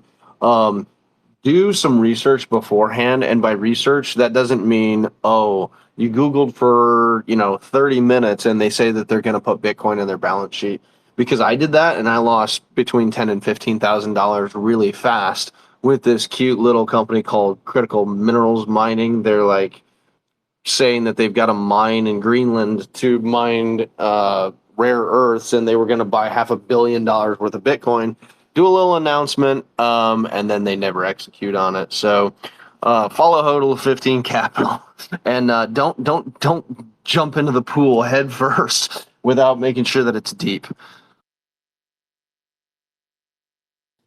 Sorry, we're having some co-hosting issues here. Is Peg? I believe you're next, if I'm not mistaken. Hey guys, happy Friday. It's getting really close to the time when we'll all be together. And so I have to admit, I didn't listen to the earlier part of this space. It was busy, and um, it's going in kind of strange directions with alts and other strange investments. But first of all, I want to really thank the hosts who always do such a great job screening our speakers. We've had a lot of great new ones lately, like Wrench and DR, Lil John, people I'm really enjoying. And once in a while, I had to deal with that too. I appreciate you dealing with that. But what I really want to say is we're coming up to the convention. I know you guys are already probably laying your clothes out, and that it's a lot of orange, and I'm doing the same. Rest assured, you'll notice me at the convention. And I wanted to say, if anybody has something fun planned for like the Monday, maybe Tuesday, something outdoorsy, like a hike. I think a couple of weeks ago we were talking organizing like a bus and something fun. Please include me, shoot me an invite. I'm definitely down for that sort of thing. I'm really an outdoorsy kind of person, so I'd love to be able to take advantage of some of the surrounds around Las Vegas. I'm not really there for the gambling. Hey Peg, Thanks, just for guys. for Tuesday, Dr. Noah Kaufman is organizing a bus for everybody to go take a hike. He comes in our spaces quite frequently. He's the guy who was on the Ninja whatever series for like 7 years and is an avid outdoorsman, rock climber. So that would be super fun. I will be missing it as I arrive after the bus leaves. So get a hold of Noah Kaufman. You can find him on X. You probably follow him Okay. for Tuesday. Yeah. Okay, definitely. But Noah most of us are Kaufman. dudes and we Okay. usually don't set our clothes out. We usually just go, oh shit, I have to leave. My plane leaves in half an hour, and we throw a bunch of crap in a bag. So, um, Except Guys, British. come He uses on. yeah. he Think uses about it. except British. British sets his clothes out, uses moisturizer, hand lotion, all this stuff. So Follow British if you want some girl advice. And Touche. Peg, Okay, well, listen, I cannot wait for you guys to see my philosophy Peg is a and my robot. fluffy Everybody, orange. don't trust her. you need to I'm screen gonna. this better, Lauren. We don't screen here. That sounds really bad when we use that word. But yeah, no, you just sounded like a robot right there, Peg. I So did. yeah, you Oh, you were. know what? I I'm am a robot. sorry about Joe, that, what's guys. Do up? I still? Sorry. Robert just took control of the situation and he's getting us back on track as we've fallen off the rails. Sorry, sorry, This is Robert. Go why ahead. Robert's here. Yeah, Yes, thanks, Robert. We appreciate it. he's the difficulty adjustment. I like that. Joe, what's up? Good afternoon, everybody. How's everyone doing? Great, except you won't respond to my DMs. Thanks, Joe. So I, yeah, I don't have. I'm trying to get two things done, and then I'm very eager to see AC/DC tomorrow. I'm excited. They're coming to the Soldier Field, so that's going to be a fun concert. That's what's going on. What's up with you, Infra? Oh, just hanging out, doing the space thing. Loren So coerced me back did in you see here. the? Oh, he did. Yeah. Did you see the big economic news of the day, which was that number one, well, actually, two big stories. The SLR, but Bassett said this summer we're gonna basically exempt treasuries from the SLR. No, I did not. That is huge news. Yeah, yeah, no, it's massive. So I'm pretty excited about that. That's obviously a bullish catalyst. And then what's the other one? Oh, yeah, well, we got home sales, right? Above expectations. That's good. That's bullish. I did see That's that. pretty Yeah. solid. Yeah, prior Yeah, that prior, prior month had some heavy negative revisions, but yeah. I mean, I gotta say, Asteroid Research has been hitting it out of the park this entire year. With he called this. I think we're on the verge of a real estate boom that's coming. So I'm pretty excited, pretty bullish for the summer here. I have quite a Hey, few Joe. people. Can I rewind? But before we rewind, Asteroid Research may be in the room with us now. No, can you actually go back to the first thing you were talking about, just for us lay folks to just give a brief, maybe dumb it down version of what that means and why it's huge news, etc. Sure. So very simply, Bitcoiners repeat like how banks don't have any reserve requirements. And that is true in some sense. It's also misleading in another sense, as typical things on FinTwit and Bitcoin Twitter. It's truth in the sense that there's no explicit reserve requirement for most of the commercial banks. However, there are leverage ratio requirements for the balance sheets that superseded the reserve requirements. So it's kind of like, the new system they use is based on the SLR, is what it's called. So the reason why the exemption for treasuries is important, and I thought Lynn Alden was talking about it. Basically the way it works is this: if you are exempting treasuries and they're not counting against your leverage, you incentivize the banks to acquire more Is treasuries. Joe falling in the And beanbag, or is it me? No, it sounds like he's using the tin cannon string once in a while. Joe, you're coming in and better out, now, so yeah, that's much better. Thank you. better now. Yeah. So the reason for the tin can is that I use Apple AirPods occasionally, and I was caught in a rainstorm the other day, and my AirPods got soaked. So I think that now I sound all tinny. So I have to take out the AirPod. Yeah, I know it sucks. It's terrible. It's very disappointing to me. They really should make these darn things waterproof. I don't know why they can't get on that, Apple. But in any event, so back to the SLR. So the idea is that if you exempt treasuries from the leverage ratio requirements, in other words, there's not a disincentive to hold them. They don't count against your leverage ratio on your books. That will encourage banks to load up on treasuries because, from a regulatory standpoint, they're not going to actually have to count the treasuries negatively for balance sheet purposes. Well, Does that make sense? that would have basically Silicon Bank would have been essentially okay. No, no, No. no, no. Listen, if you start a bank run, let's just be clear. If anybody, Oh if well, you yeah, feel the out there, bank run. You're right. Sorry. yeah, if you have people out there saying go take out all your money, there's not a single bank that would survive. Yeah, but the Like, the right? thing was is they loaded up on 30-year because they had so many deposits from Triple P. Yeah, but again, we talked about this yesterday. When you're buying a asset in a held to maturity portfolio, the purpose of that is not to sell it ever. You never. It's not your bank reserves. You're never intending to sell that asset. Now, well, of course, I never intend to sell my Bitcoin, but if I get hit by a bus and I can't work and I have no money, right? Like, I'm going to have to sell my Bitcoin. I don't have a choice.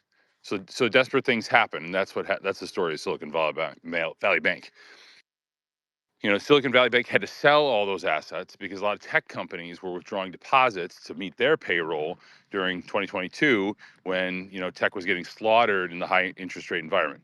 So it had a whole domino effect. It went first with higher interest rates, which hurt margins, which hurt the economy, which slowed things down, which hurt tech in particular in the Valley. And that led to an exodus of deposits. They have to meet their obligations. Then suddenly the bank is teetering. Yeah, I used to build the Cecil models and the LLR models. So when Silicon Bank happened, I was like, oh man, that's a disaster. So just to get through that one. But no, you're right. That's interesting. Yeah. Apple, make the waterproof AirPods in the U.S. or 25% tariff. Joe, does this seem like a sign of desperation to sell those babies, or is it what's the motivating factors here? I don't think it's desperation. It's improving liquidity. They've been talking about it for years. They're incrementalists, right? I think this was proposed. I saw a serious proposal for it last July. There's no desperation. I don't know where the people are getting desperation from. I mean, arguably, I think that the 30-year should be higher. You know how the 30-year should be higher? 30-year should be higher because the spread between the agency-backed mortgage securities and the 30-year Treasury is some of the widest it's been in Did you watch history. my video? No, I actually I didn't. I don't. Oh, Unfortunately, I don't watch the channel. I got to get into it. no, I But pointed that out. I think it's a great yeah, point. well, George Robertson's been talking about this for over a year, and he's right. Like, okay, so let's just think about this, okay, guys. The 30-year agency-backed mortgage securities, your homes, right? That you buy, actually, consumers can tap. They have a spread that's significantly large. What is it, like 100 bips, Robert? 150? 200 for the 30-year mortgage to Yeah. the 30-year treasury. Historically, those are supposed to track together. Now, why does that matter? Because the agency-backed mortgage securities, guys, those are backed by the full faith and credit of the United States. So why would there be a 200 pip spread between one instrument that is 30 years and another one? And the obvious conclusion is because they haven't been issuing a lot of 30 years. If they didn't play this games with the front end, 30-year treasuries should be, let's say 6.25. We're at 5.1. So if anything, yields are too low. It's not that they're too high; they're too low.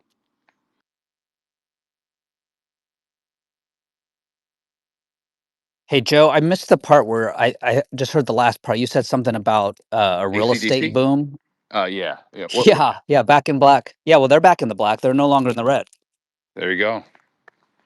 I will say I No, you agree. said something about the real estate boom. I didn't know what that was attached to. Well, What metric you were saying? I mean, look, if you get NGDP to take off from here because they're going to let it run hot, and you have that this summer coincident with a Fed cutting cycle, which again I don't necessarily think there's going to be more than maybe one cut more this year, but if you got that and you actually had stabilization from a growth standpoint. In other words, there are a lot of growth fears out there, and people are positioning based on the growth fears. If the growth actually reaccelerates, because they're going to quote unquote let it run hot, as Bassett said, which is the whole ball game there, then yeah, real estate's going to smash upward, as our equities, as our Bitcoin. So I don't know. I don't know what to tell you. It just seems like there's one constant refrain: the bears always cry. I mean, that's just basically it. Well, yeah, because the system requires that these financial assets goes up into the right as it's become more financialized. I called for home prices to double in 2022 amidst all the bear porn and all the housing doomers and my own self-interest being a young millennial that wants to buy a house. I just looked at it objectively and I'm like, no, there's no way that, some of these people have been calling for like a 50% correction in housing for 4 years, 3 years. And it's like, no, it's going to go the opposite direction. And I was laughed at and ridiculed. And what do you know, if you look at nationwide averages since that time, they have basically only gone up. Guys, you It's can't just a convince me. structure of the system. Yeah, I mean, if Farcoin's at a $1.5 billion market cap, you're telling me money's tight? Like, give me a break. I think what I found interesting was a guy who comes in spaces said he got a very decent sized mortgage the other day by just showing his treasure. I was really surprised to hear. Well, it's funny. I just bought a car, and they asked me on the application, the credit application, if I held any virtual currencies. They still call it virtual currencies, like it's 1982 or something. I don't understand that, but that was interesting to me. Well, he got a 10-1, and which I found impressive. So, I mean, I think it's changing. These banks, and so I was talking to Grant in the Spades. He's not, of course, he's doing sizes that are so large, but I think you will see banks begin to shift, especially with the stablecoin bill, because the biggest Oh thing, yeah, they're going to own it. The banks are going to own all this. I mean, the banks yeah, are going to totally, like, if you're Circle or one of these entities, that's why Circle wants to become a bank, right? Because they want the same, to be part of the club. The banks are totally. You're exactly right. Was that Rusty who's talking? yeah, it's Yeah, rusty. and it's interesting because the banks are going to. I mean, I heard Fred talking earlier about Solana, and as far as I've heard from anyone close to the situation, not a single one of them is talking about Solana. They're all talking about Ethereum. They're actually, and you guys are going to hate this, but there's actually some serious folks that are being lobbied at bigger banks to use the XRP rails, the XRPL, which is horrible. First of all, I'm not promoting that. I've just heard that, so I'm going to be honest about it. Um, if that happens, forget it. All bets are off. But I would be horrified.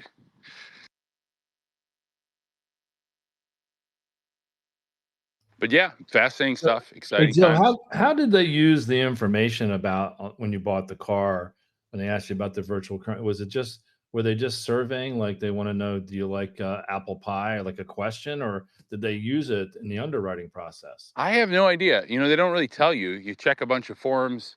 You put your John Hancock on like 15 things. I try to skim it, but I'm to be quite honest, I just want to get a hell out of there by the end of the experience. But yeah, I mean, like, I don't know. I don't know why they use it for underwriting. Maybe it's money laundering, et cetera. Maybe they want to be proactive in keeping that data. You got to remember that a lot of folks in the credit world, right? They sort of see trends coming. They try to be proactive about them for a variety of reasons, right? So we're going to get market structure bills coming through. Some of those require that language to be added. A couple of years back, Thomas, as I'm sure you know, when you started filling out your taxes, they had that box that you have to check if you've owned or acquired through any means virtual currency that's on your tax form. So I would not be surprised if in the future that any kind of loan, any kind of credit application, that starts becoming a standard industry-wide question for obvious reasons. I mean, the industry is growing tremendously. There's a lot of wealth being created, and they want to know, are you paying your taxes? Which, for the record, I heard some tax chatter before about how you can avoid remittance taxes and different things. I highly suggest you don't do that. I highly suggest you pay your taxes. Do not try to circumvent them. It will not end well for you. Hey, Thomas, I was gonna say, and I agree with that. Definitely always give Uncle Sam his due, and then deal with them later if you're owed it back. Um, Tom, The soap would slip out of Rusty's hand. So, Rusty, you need to pay your taxes. Thomas, I was going to say on the underwriting side, the thing is yeah, I mean, a bank is always going to want to know your assets on hand, even like Joe said, whether it's valid right now or not. Now, the person I was talking about, I don't want to throw him out, but he actually got a good house for the valuation of what he owned in Bitcoin. And I've said it again, you can go buy a lot of things right now for a listed stock at 50% LTV. Now, if you were to go and show me you got $20 million in Apple stock and you only want $500,000, a bank is going to give you $500,000 because Hey, you get Rusty, guaranteed. Rusty, does the person you're talking about, does his initials, are his initials JW? Yes. Okay, Yeah, so that's who it was. That's who it was. I heard him. yeah, well, he talked about it publicly on Jason his. Williams? Yeah, I don't know if he talked Jason about it Yep. AI public. Williams. Yeah, I don't know if he talked about Hey, this publicly, so we don't have to be coy about it. I mean, like he said that he went over and he basically like showed him a screenshot of a treasure or something. It was like That's that was bullshit. I mean, I could show you a screenshot of a treasure, anybody's, and it Was that doesn't. a? Was that well, a? the thing is, and let me explain this. What's important? And Gary called him out on it. And he said, "Listen, but you had a relationship with the bank," and he said, "Yes." And that's the thing here. They knew him, right? They had the KYC. That's it in a nutshell. He had Yeah, already the this. screenshot had nothing to do with him getting that loan. What? I mean, Well, it did because he showed the valuation. well, he's obviously they gave him the loan because He they did. He under their rules he was able to pay that loan back, not because he just showed him a picture of something, What was? right? no, What was the? the whole thing was the collateralization of it, right? Yeah, how is he they just want an stupid? accurate picture of your assets. I mean that's the thing. I mean they want to know who they're dealing with. And to your point, like Rusty, if you have an existing relationship, a lot of the rules are written in pencil. Like they'll make special allowances for you. There are banks where like folks that okay, like for suspicious activity, right? You can only pull out a certain amount of cash. But if you do that routinely, and the branch manager, you walk it in there, you can easily withdraw more than normal Joe Schmo off the street would. I've seen it happen in real time. Yeah, I'm it's all about relationships. right. This guy's pretty well off anyway, right? This is from For my sure. Yeah. He's very wealthy. Yeah. right. So, yeah, I guess sure. Maybe in his situation, he's sitting in the nice office talking to the guy about the loan, and sure, maybe that was just something that just made the conversation different. But as far as the bottom line goes, it's they gotta he's gonna know he's gonna pay the loan back, and he knows it, and he doesn't need to show him how much Bitcoin he has to do it. What? So that's how he got the I loan. Well, have a. did he say what the rate was that he got? Yeah, he got a very low rate, below 5. He got a 10-1 arm. All And right, in a jumbo. It was a jumbo. the I mean, jumbo, which is impressive. Yes. unbelievable. Unbelievable. I take that deal any day. Hey, there's some alluding to maybe bifurcation of different. Maybe there's a class of society, perhaps even 50+% that are actually not doing as well, and No, maybe not. here's why this is important, Lauren, because I go back to when Trump signed the EO. What happened is this. Trust me, I was in the banking world where it was you couldn't take crypto, as they always called it, as an actual asset. You couldn't have a valuation behind it. It was the SEC and the FDIC and the FFIEC, put them all under one umbrella, were hammering banks for claiming any of that as an asset or anything worth transferring into a dollar. But Rusty. But that doesn't mean they are now, just because of this one guy and his random relationship with the bank. no, but they are. Well, Are they? Because I just got denied for a home yeah, equity it loan, and I was depend. like, I can buy my house like times 5. Like I don't give a fuck about this, and they didn't give it to me because I don't really know. I didn't I work hard. know what I'm They didn't. I saying. mean, like I was like, I can buy this alone, and they're like, no, yeah, but you don't. But I wasn't Yeah, but I working for think periods of time because I felt like not doing you're anything. saying Yeah, you're saying two things, Asteroid. So real quickly, and at least here in California, where I own a licensed mortgage company, we have to valuate digital assets and cryptocurrency as any asset, just as a stock or a bond or anything else. We only use that though to valuate their assets to liabilities. As far as a mortgage, people always get this wrong. A mortgage is not a loan on your house; it's a loan on your future income. Full stop. Yeah, Period. I was. So if you don't have the It's future, secured by so if your you don't house, though. It's secured by the It's house. secured by the house. I was correct. taking out. I was trying to get Cor- a home equity.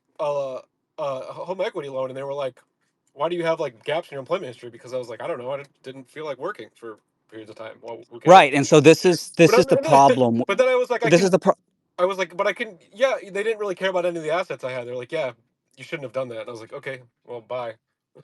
All right. It's easier for you, Asteroid. I kid you not, and I've sent tons of clients to do this. You could go become a barista at Starbucks for 2 weeks and you will go get that loan that you want. Well, I have Because multiple all jobs now, but I was like, oh, I just because they're like, why did you leave? And I was like, I just felt like not working. And I'm like, oh, well. You think the credit that you would get in 2 weeks, that rating would determine if you could pull out a mortgage on your home or a second mortgage or whatever, like to. There's three factors that always go in. It's yeah, debt to income, what Terrence is talking about, right? yes, exactly. It's the debt to income ratios, which right now are like between 38 to 41%, right? So you have to meet those requirements. And if the barista job doesn't do it, then you need another job, or you can go get, you know, Terrence, I'm not advising this, but here's the cheat code. You can go get hired by a friend and be put on their payroll Right? for 1 month. And if Terrence, you think you, I have yeah, 3 jobs. No, I like. Go. well, yeah, well, but just try not to interrupt me this time. It doesn't matter how many jobs you have. It's just a metric. It's just a number, right? You have to meet the debt to income, and the loan is on your future income, period. And they want you to have worked at, Apple or Google for 10 years. And it doesn't matter if you get fired tomorrow. They have to evaluate, we have to, as mortgage brokers, have to evaluate what your W-2 is today, and we have to just assume it's going to go forever. We're not even allowed to ask if they plan on firing you. Like, that's just sort of how broken it is, and that's for the traditional conforming or jumbos, but the Fannie and Freddie Mae loans that most people want. Now, if you're going to put down 40% or 50% or go get a hard money loan, or do a subprime, that's different. Or if you have some kind of portfolio relationship like Jason Williams probably did with his bank, that's all different. But for all of the standard loans, that's the issue. And I mean, I have clients who are worth 20, $30 million and they can't get a mortgage for a $4 million house. And I know it's just sort of absurd, but that's just because guess what? Tomorrow, that person can sell that $40 million, but they feel, oh, if they've got a job at Universal Records, oh, they're going to keep that job. They're an executive there. I can confirm this information as a former broker in California as well. I was curious what Joe's rate was because I actually also bought 2 new cars this year in 1 month span and had two quite different rates, which was quite intriguing. So, Joe, what kind of rate did you get, if you Yeah, don't I kind of mind? got hosed on the rate, 6.70. Yeah, weird. One of mine was right in that ballpark, and the other one was in four, just over four, which was bizarre because Yeah, it was, yeah. I Anyway, plan on paying it off anyway. I didn't yeah, really. I already I just paid did. off one of mine. Yeah, Some of those could be dealer incentives or Yeah, something. exactly. Yep. Anyway, we got Yeah, Dr. but it Detroit. goes back to what we were saying, right? Like to your point, like a lot of people are struggling.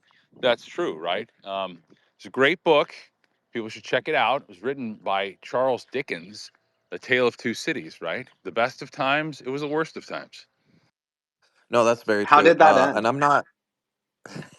Revolution. Joe, we've talked about this in Mario's space.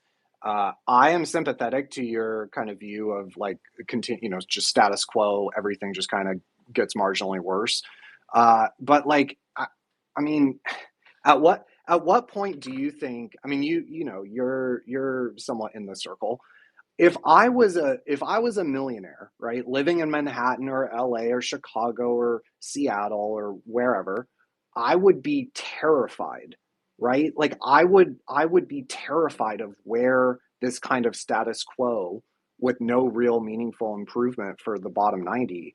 I'd be terrified. I in my own self-interest, right? Like sure, money, but like if I can't walk down the street without getting assassinated, like, what do you know other people, Wait, high Well, net worth? there are already there are terrified of many. what? Sorry, I hear.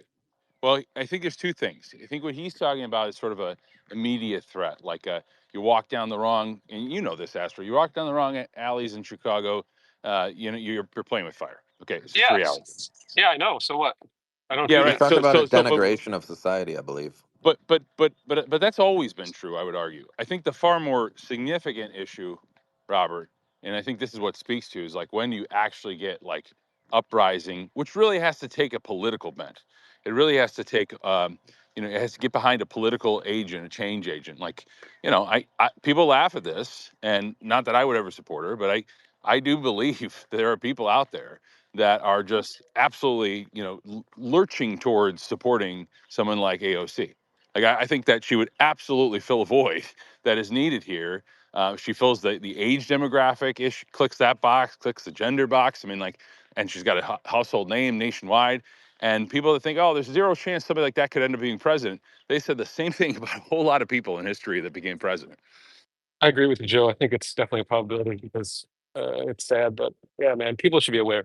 Um, I agree with mostly what Empress says, but there's so much opportunity out there too, like that people don't take advantage of.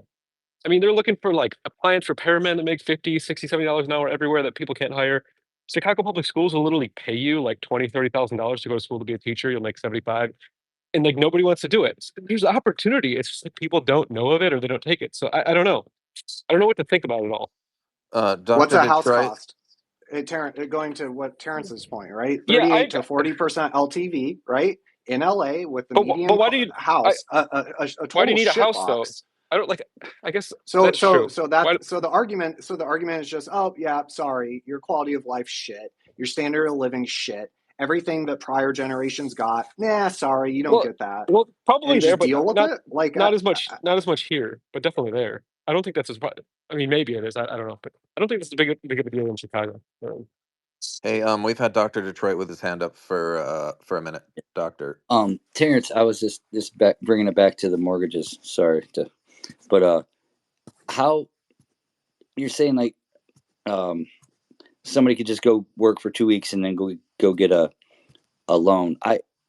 If you own the house outright, you don't owe the bank shit, and you go to the bank and you don't have a job, they won't give you a loan. Correct? I mean, Well, if you own the house, you don't need a loan.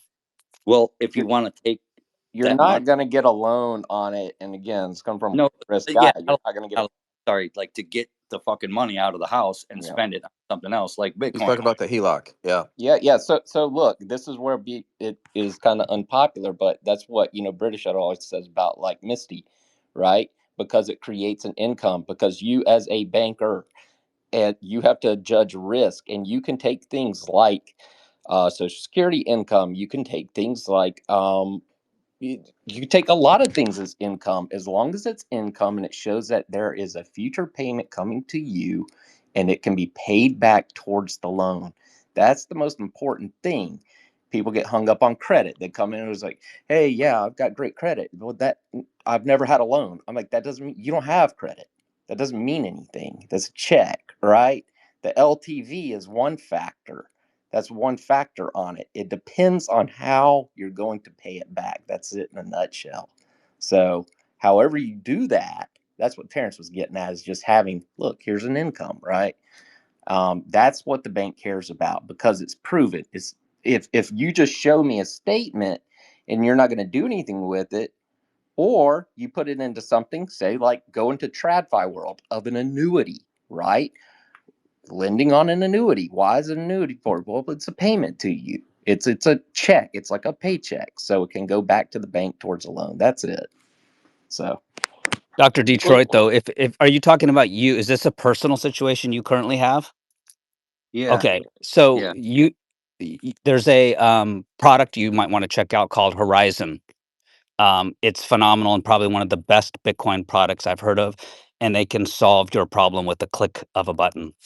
All right. Feel free to DM me and I'll tell you, but it's made for you. It's made for Bitcoiners. Okay. Yeah, Terrence well, you'll sounds like a snake oil salesman right now. Just like, No, no. I This can Send me solve that. your Send me that link. problems with Send a me that click of a link, button. Terrence. Send me that link, Terrence. this is an issue. Hey, It's like Guido. I know a guy. Forget about uh, it. I think Uh, the I Rock think shows here. his I think I'll find a link and put it in the tweet. I think And I made Infra mad, and I was like, I agree with everything, most of what he says, but I mean, is the housing problem really just a factor of debasement, or is it just that we can't really build houses? We It's don't have enough supply. building. It's also location. There are It's places. Yeah. supply and location, right? Like it's not just debasement. I mean, that is part of it. Don't get me wrong; it's definitely a factor, but it doesn't explain all of the. well, Asteroid, if you divide the median sales price of a U.S. house, divide that by gold. What the craziest part about the housing situation is that denominated in real terms, housing has actually never been more affordable. There's like 6 months out of the past 70 years where housing has been cheaper on a real basis. So what that indicates, the reason that I do so many relative value charts where I use so many different denominators is because it isolates the issue. right? The issue is the dollar and the plummeting purchasing power, not only of the dollar, but the fact that wages have not come close to keeping up with the debasement. That's really the problem. And by dividing the median sales price by gold, you see that. When you look at U.S. wages divided by S&P, you see that, right? Like, or the average hourly wage divided by gold. Like, just go to my highlights tab. I have dozens of posts that indicate that the issue is wages have come nowhere close to keeping up with the debasement of the currency over the past few decades, and the past 2 decades have not had real, actual, substantive growth. What it's You know been is a why debt wages have not kept up? One of the major reasons why, and you can see this, and immigration.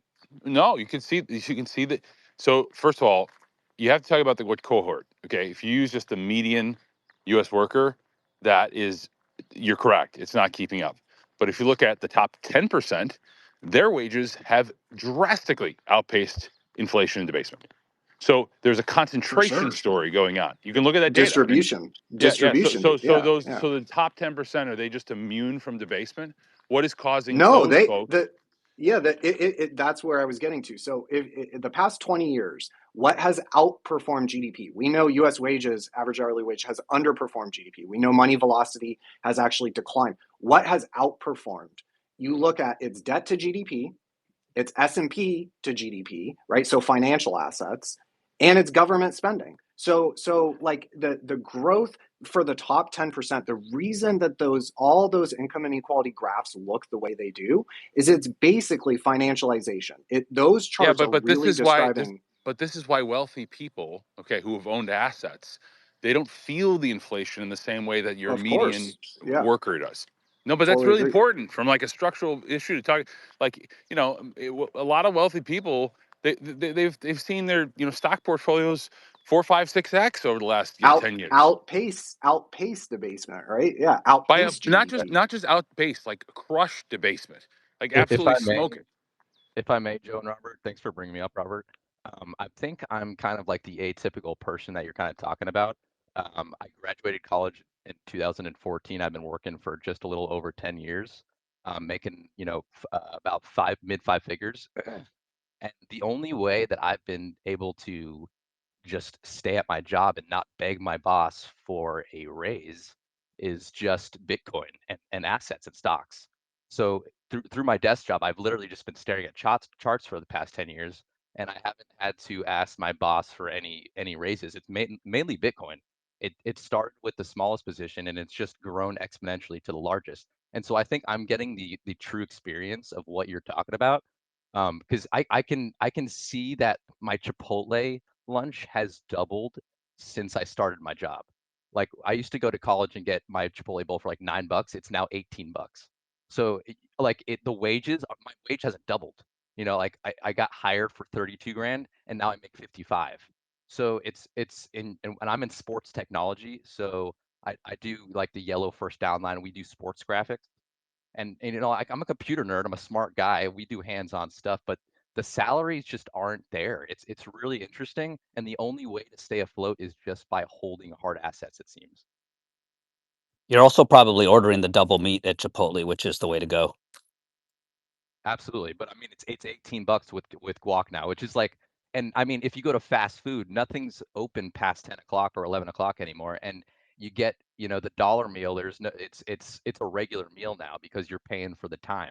You just want something quick to eat. So all of the things that people want is where all the inflation is gone. It's not in the regular stuff every day. It's in, if you want to go to a concert, if you want to do anything that's sort of fun, that's where the people that make my salary are getting killed. It's like, if we want to go see our favorite artist, it takes $500 if you want to go with someone, or $1,000, and that Why is don't people just stop going? That's what I don't get, to get the price You need down. to find, new artists. Like, it's just crazy. Like, just don't do it. It's Sounds like like a recession, asteroid. guacamole toast. There's no but people are logical just eating it up. reason, asteroid. The rich will go to these concerts. They'll just, they have the money to spend. So the people that are in the middle just can't do anything fun anymore. Even if you have the money, you should just boycott it. That $500 for a ticket, give me a break. That's crazy. Yeah, well, here in LA, just as a very, very simple analogy, my, from 2020, I at a 70K income, I could have afforded a house in the San Fernando Valley. And then you fast forward 2 years, and I would have to over triple my income to afford the same exact house. So like that's what people feel, right? Like, do you think my wage tripled from 70K to, what was that, 210K? No, it didn't triple. So this is what people have felt. This is why housing is so important, is because it's levered exposure to debasement. And they just funnel you in. It's like, hey, why don't you just put down 3%? It's like, you sound like a crack addict. Like, put down 3% and buy a house put down that minimum. you can't. Put down minimum. You'll You get never the pay it maximum off. You're exposure. basically a slave. It's insane. They'll just funnel. And why would you pay it off? Imagine you're getting buying leverage a Bitcoin, exposure to the upside. Imagine putting 2% down on a Bitcoin, or like 10% down on a Bitcoin, and paying it off over 30 years. Like, exactly, that would be awesome. That would be awesome. Yeah, the problem is that young people don't have a Bitcoin mortgage, right? You can put say you save 5K in a year, you can put that in Bitcoin, but you only get the capital gains, the appreciation on 5K. The difference with housing is you can go to a bank, put down 5K, and get leverage to I don't know, $500,000, right? Like, I think we need to change that, Robert. Point. We need to change that like Bitcoin Well, mortgage. that's why I'm saying it's so significant on the EO, and why this bill coming through is so significant, because it takes that hindrance off and gives banks the opportunity to explore these things. That's what I was getting at, basically. So I think you're going to see things occur in the land of Bitcoin like this, because before it was not that way. And then with the executive order, and then with this bill coming through, even on stable coins, it opens up the window for banks to operate and be able to extend credit through the realm of Bitcoin a lot easier, instead of having the SEC come in and go, no, that's not an asset. So anyway. Yeah. I'll also say, in my position, it's been really great to have Sailor, have MSTR, and have fixed income products for people like me with not huge income salaries. So, I mean, everyone can hate on MicroStrategy and the Sailor sometimes, but for people that just need a little bit of cash sometimes, or just somewhere to store yourself with, backed by Bitcoin, it's been phenomenal. Well, that's Puncher, what I said. I thought you were sick. Let's jump into Puncher first. We'll come back to you, Rusty. Dude, I I think can he's barely dying support the somewhere. weight of my own head. I had food poisoning, and guess where I got it from? My $19 Chipotle. At the Chipotle XRP? last night. Chipotle. Yeah, that's all I had last night, and I'm telling you, man, I haven't been this sick. It'll go away, but that's definitely food poisoning. Hey, I just wanted to thank Loren and Dark and whoever else jumped up. Fred and Loren, I keep trying to register. It tells me I'm already registered, and then I try to jump for the events, both the breakfast and the Pleb Party. What am I missing here? Am I just delirious and can't figure it out? You're delirious. Well, I already talked to Ben. Ben said I'm in at the breakfast, so I'm good there. But Loren, what do I need to do, dude? It said, do you approve me? And then I go back to the website, and it tells me that I'm already approved, but I can't. Do we need our legal name in there? Are they going to check an ID or something? I think you got to turn it off, turn on and turn it off. I'm not going to let anyone in named Asteroid. What is that? That's not a name. That's my real name. I changed it, so I could. That's what my ID says. Anyway, my question is my question. Lauren's off doing other stuff, but yeah. I'll look into that. Cosmo's kind of been in charge. Oh, Lauren's back. Lauren? Oh, we can't hear you. I'll look into that, Puncher, and see what it Did is. you guys notice that, maybe you've already talked about this, but Josh Mandel is basically turned into Peter Schiff while we weren't looking? Josh has said that Bitcoin was going to 444. That's 4x off of today, or roughly thereabouts, and that gold would 5x from here. So it would be a slight out. Gold would have a slight outperformance. Anyway, that's what he said. But he didn't say when the 444, right? Well, the 444 is. I mean, I've heard him talk about it a couple of times. It's let's call it the cycle high, which isn't necessarily October, November of this year. I would say it's more like second quarter next year. but he wasn't specific about when. Just that would be the cycle high. I would consider that to be within 1 year.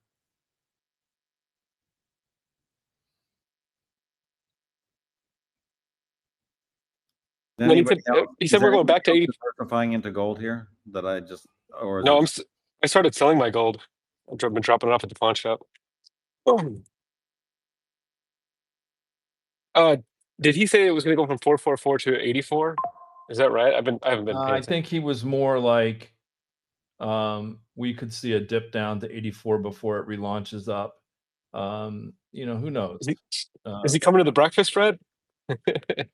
No, he's not going to Vegas. Unfortunately, I'd like to see him. Oh, yeah.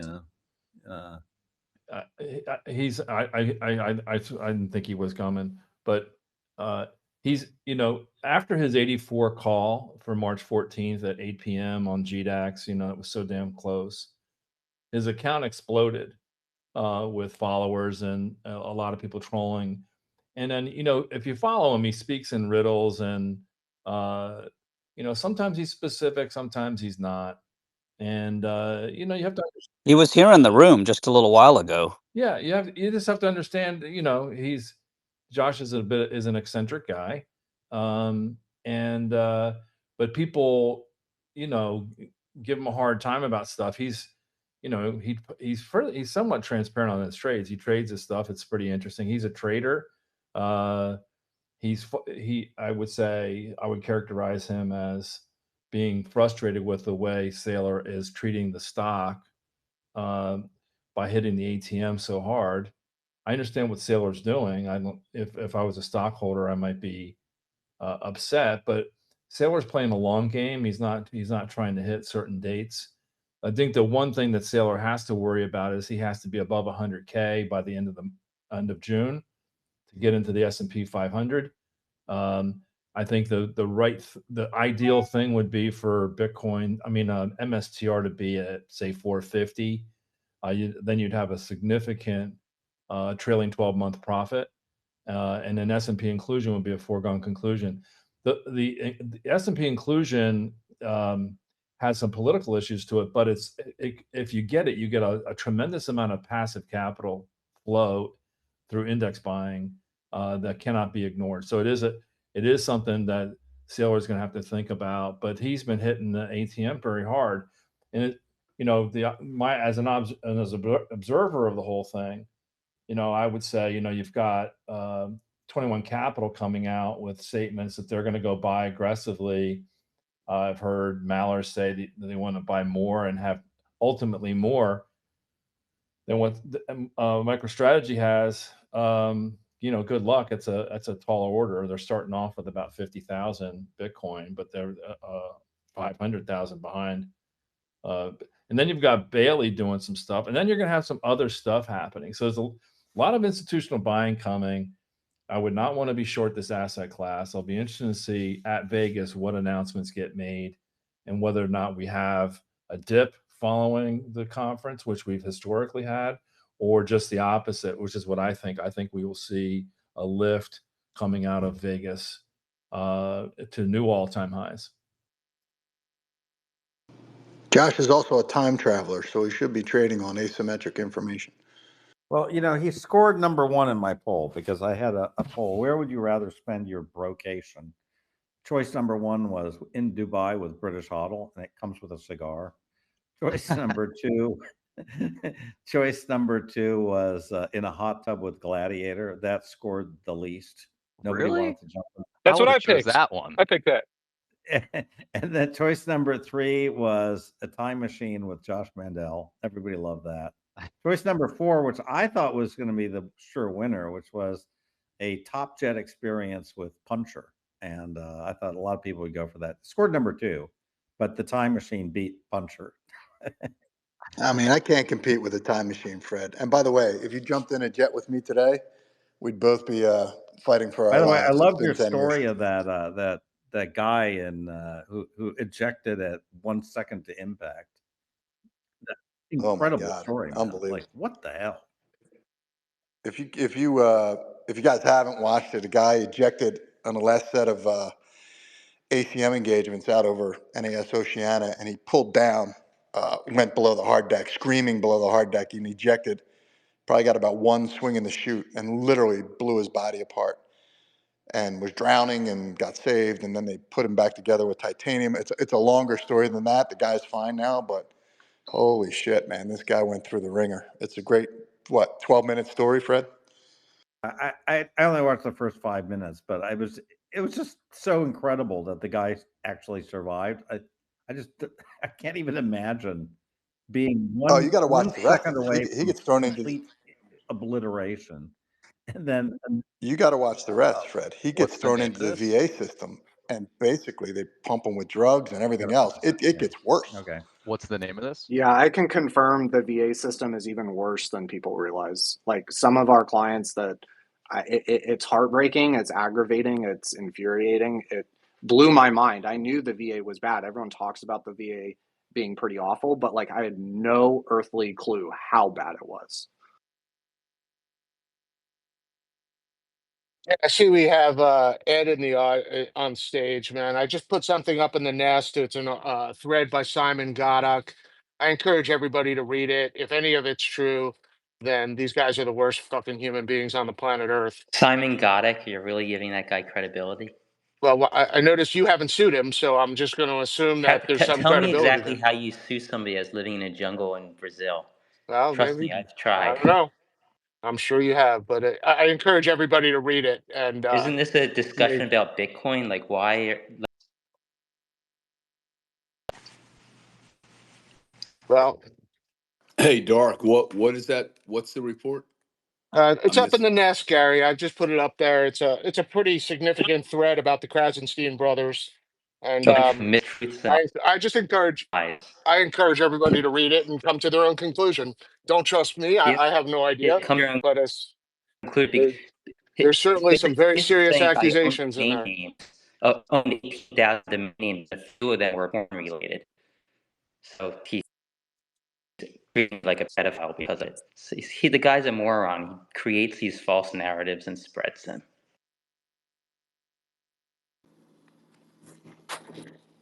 So Ed, you Hey, joined the stage. What do you have to share about Bitcoin today? Yeah, I mean, I've been in Bitcoin since 2011. A big proponent of it. Thanks, man. Oh, okay. What Thanks was for your the entry? insight. That very valuable. What was your price entry? and how did you transact it? Can you guys hear me? I can. I Yeah, I hear hear you. you. Oh I man, don't hear Ed, but I what see happened, man? I Gary. leave and had to take care of an appointment real quick, and I come back, and this is a much different space, ladies and gentlemen. Yeah, I'm sorry. I'm What the sorry. hell? I'm Hey, sorry for No. going there, man. But when you have accusations like that hanging over your head, man, you need to address them before you come in here and fucking start spewing your bullshit.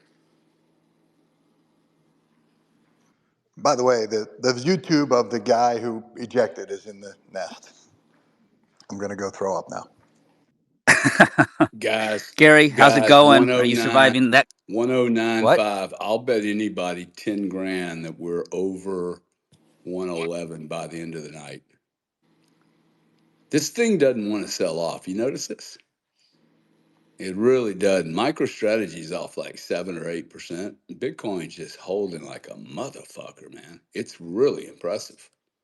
I would have thought we Speaking had of that, seen a 102, a 101 down here, but we're not seeing it. MSTR coming back under 5%. And did you guys see the whipsaw on Planet today? My God, man. Traded down to I think 550.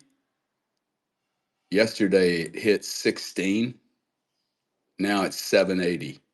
The spreads between Germany, that's the only one I'm looking. I'm sure there's spreads between every one of these pieces of paper in every country.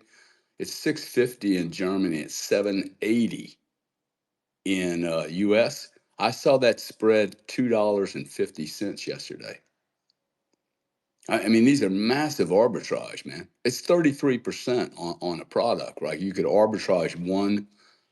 I think it'd be fairly easy to arbitrage those, well, wouldn't it? Gary, it was limit up on the LSE, and I would imagine that maybe Darkside could confirm, but I would imagine that arbitrageurs are probably pretty scared about trying to arbitrage something that keeps going limit up. Yeah, but I mean, bro, $2.50 spread. Like the markets are open, these spreads are Yeah, there. my That's Schwab is bizarre. very confused by the price. Well, Gary, if it's limit up, it's not open, Oh no, right? but So it's open right now though. I mean, like oh it's yeah. like when I'm giving you those prints, the market's open. It's not like it's 250 and it's frozen. That would be a silly stat, right? But anyway, they're just gaps all over the place. It's I mean, I think they're like it's listed on like 6 or 7 exchanges now. I think this has to be very positive for MicroStrategy because when are they going to start their Asian European tour? That hasn't even started. And he's got a lot more material. He's prepared. He's going to be able to do a road show there, I think, more effectively than, say, Metaplanet will be able to do one here. So specific to Metaplanet, there are rules in Japan that would ban MicroStrategy from listing there and from conducting business there. For instance, Metaplanet only has one financier, and that's by regulation in Japan. So all of their funds do not come from selling securities to multiple partners, but they come from just one large investor. Right? It's a very hokey kind of situation, but the barriers to entry into the Japanese market are so high, and therefore Metaplanet now has a little bit of a monopoly, for lack of a better term. And if you're in there's so much trapped capital in Japan that if it wants exposure to Bitcoin, like Metaplanet is the only choice. And it's not easy to start another Metaplanet simply because of this single financier rule. So yeah, it's a very different scenario than what we see here in the States. Why It's is kind it of so hard to start another metaplanet in Japan if you're Japanese?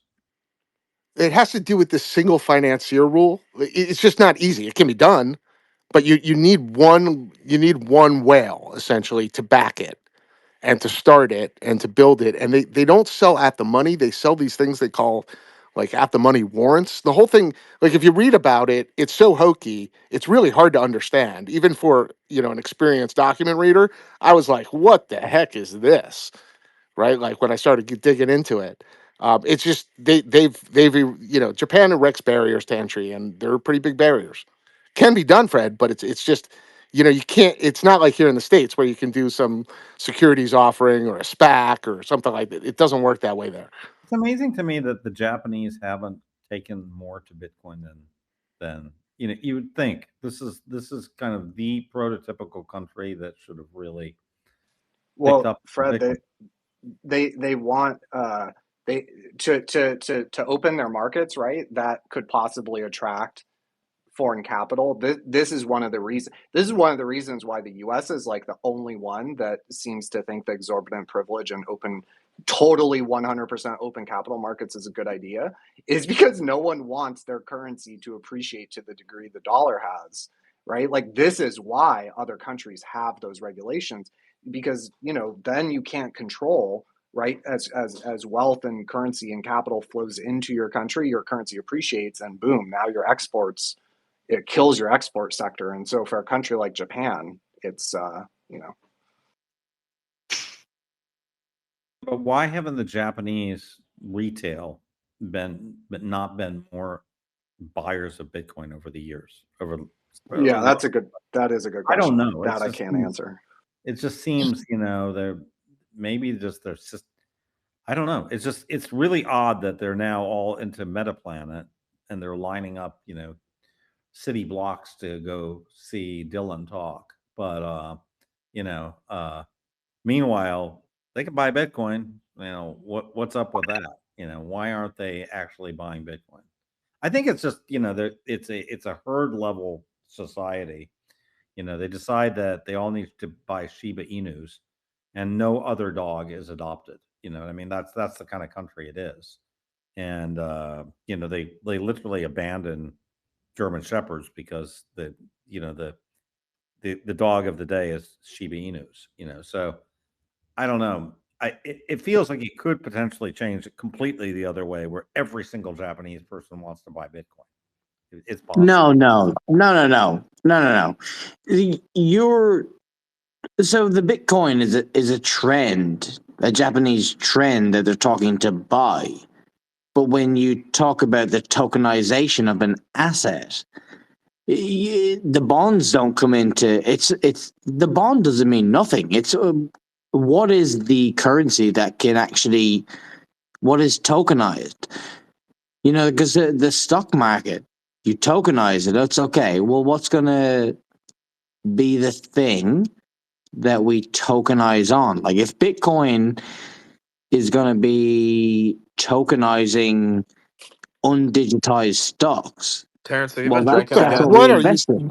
Can you say token What's more going times? on What are here? you talking about, man? What I'll exactly? have what I'll have Have what you he's I been having. told you we drinking? needed Grok. I There's told you not we one needed Grok. clear statement there. What you smoking Okay. on? See, this is what happens when the price of Bitcoin goes down $2,000. Well, I mean, look, I think one of the reasons a lot of us here are in Bitcoin is we don't trust the U.S. dollar system anymore, right? We sort of think, look, at the end of the day, our system, but like Japan is, you know, a decade ahead of us, right?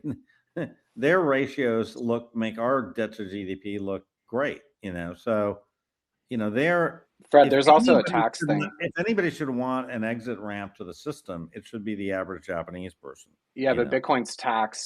Bitcoin's also taxed at 50% versus Oh, is it? Moton. Yeah, What? there's like some huge tax disparity Where is this tax? in Japan. So they're trying to make it very difficult for you to own Bitcoin and Wow. sell it. Yeah, I know they have regulations that really affect their citizens, but that seems really crazy. 50%? Wow. $2,000 for Bitcoin is only like 1% now. It's crazy. Boy, this guy in Brazil or wherever he is, he's really got a hard on for these Krasen brothers. I just read the whole thing. Wonder what motivates him to get all jacked up about people like that. I think you just avoid them. You know, Yeah, don't follow them. Don't give them any oxygen. exactly, Gary. But you know, the reality is those guys go all. You know, the shit they pulled during the Biden administration. Those two was absolutely disgusting. They're absolutely putrid people. I'll stand by that any day, man.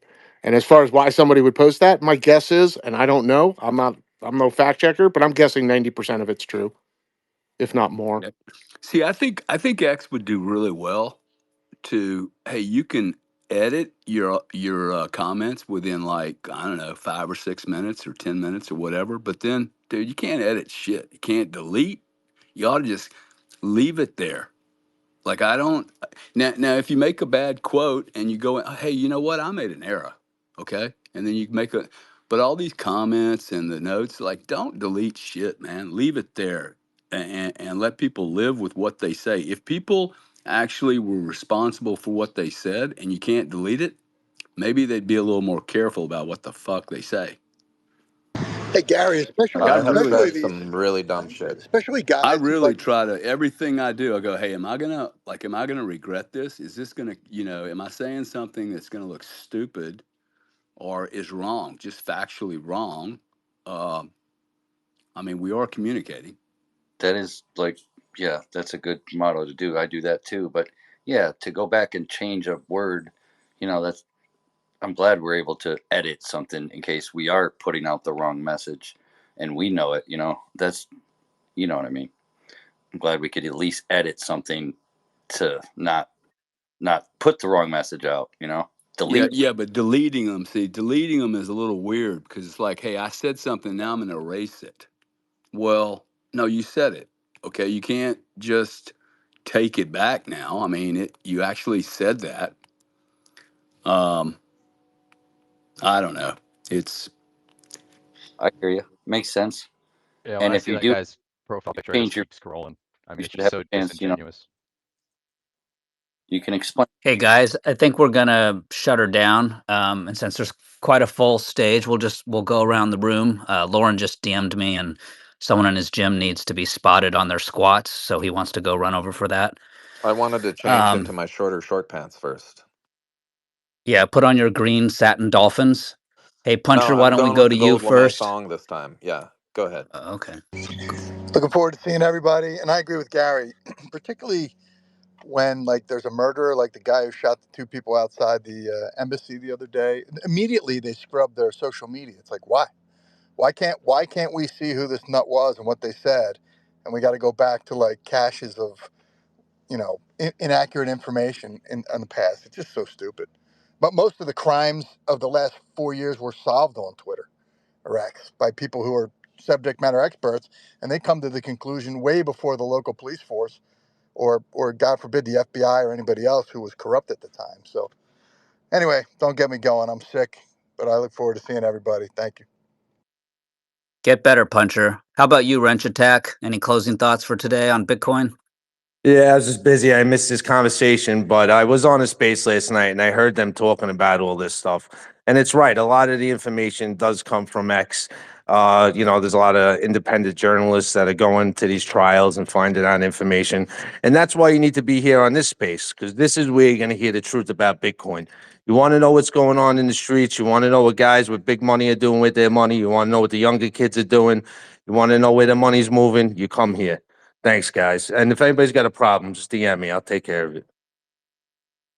Thanks, Wrench. How about you, Jennifer Lopez? J-Lo? Well, No J-Lo. Peg, let's go to you. that's gonna be a bad name to have in the future. J Lo. Well, I mean J-Lo. Hey guys, yeah, getting excited. I hope my mic is better now. I think I was driving real close to JFK and they have jammers, so I think that was the problem. Um, Yeah, don't do that in the future. but yeah, so excited and looking forward to the week ahead, and I think we have a lot to celebrate. Can't wait. How about you, Rusty? Yeah, well, Fred already left, but I would jump up to just say the same thing about Japan, that there's a lot of regulation to keep money into Bank of Japan. And Dark, that was awesome.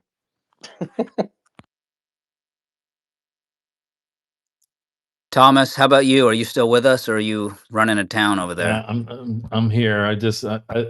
I have been a little busy the last couple of weeks. I got a campaign on or an election on June 10th. So I'm gonna have fun out in Vegas. For your own election? Yeah, I got to run for re-election every 3 years. This is the year, and we got a primary challenge. So you just got to run. You just got to run the traps and do a lot of stuff. So I got to. Well, I'm a lot Thomas, more talk active. talk to Wrench. He's going to take care of your primary problem. There you go. It's it's just I normally I just do my job, and that now I got to do my job and go out and press flesh and politic, and that's not really my style, but got to do it. But anyway, so I've been a little busy, but I know I'm really looking forward to getting away for a couple of days. I just looked at the weather. Um, Vegas is going to be nice and hot. The older I get, the warmer I like it, baby. So I think we're going to hit 100 degrees a couple days when we're out there and sunny. So I'm looking forward to some pool time, hanging out with you guys. And I really do think we're going to emerge from the conference next week with some even more bullish sentiment and new highs. Yeah, looking forward to that. How about you, Dark? Dark's already there. Yeah. You can't be bullish enough. I mean, I think Gary pointed to the tape. They had every opportunity to take this thing and kill it this morning, and they couldn't. There's a really good bid out there, so I feel really confident that we're going to see new highs and yeah, get some Bitcoin, get off zero, hold it in self custody, and avoid the Krasenstein brothers like the fucking plague. Lauren, how about you? You want to take us out? And I don't think we're here next week, or is Matt going to pinch I hit think for Matt us? Man is going to take over, as we will be traveling, partying late into the night, and have different things like breakfast events and whatnot to go to. Did you get to Gary? I didn't hear Gary give any closing. No, we're gonna go to Gary. He was busy Oh, doing got creatine. you. He just Okay. DM'd me. Yep, Yeah. he just finished. Yep.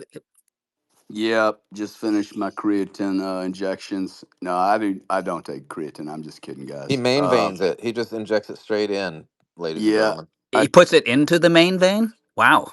whoa. You Not guys, that. you guys, you might want to grok some of your humor. It might improve. I'm No, gonna man. We say do humor for ourselves because I'm that's our gonna payment, say just back and we're at forth. 111 again by the end of the evening. That's where I'll end. Thank you, guys. Thanks, Gary. No, going back to Vegas. Yeah, Macro will be hosting most of the week. I think. Dark, you still got Dark Mondays going on, right? Next Monday, Absolutely, a and then pre-conference Monday, so that should be a very fun one. nice. Yeah, and then we're pretty busy, but I think we'll try to do our best to just give reports maybe live from Vegas while Matt's hosting. But other than that, I think make sure you get signed up for the Pleb Party because we have to turn our list in today. So get on that list. I'm not sure if there's any other Vegas related stuff we need to go over right now, but it's coming up fast. I'm with everybody. Super excited to hang out. Hopefully, we'll get Puncher puking for other reasons other than food poisoning. We did. The boy can hold his booze down. It reminded me of my youth again, drinking beer with that guy because we pounded down quite a few. So looking forward to that. I'm a lightweight now, but no, just be kind to one another. What a great space. Thanks everybody for participating. I feel like I become smarter listening to all these brains in here. So I really appreciate it. Thanks. Hats off to you, Terrence. Great host and co-host of these spaces as well. And I will give you the last word because you haven't said anything. Thank you. Yeah, I'll just reiterate what Dark said. Just learn about self custody, encourage others to. It's not hard, just like anything else. Like in 1 hour, you can understand it and do it. And you don't have to do it for everything, but once you learn about it, you'll understand Bitcoin better and want to have more of it. So you'll save more of your future with it. See you guys on Monday. Look forward to it, Dark.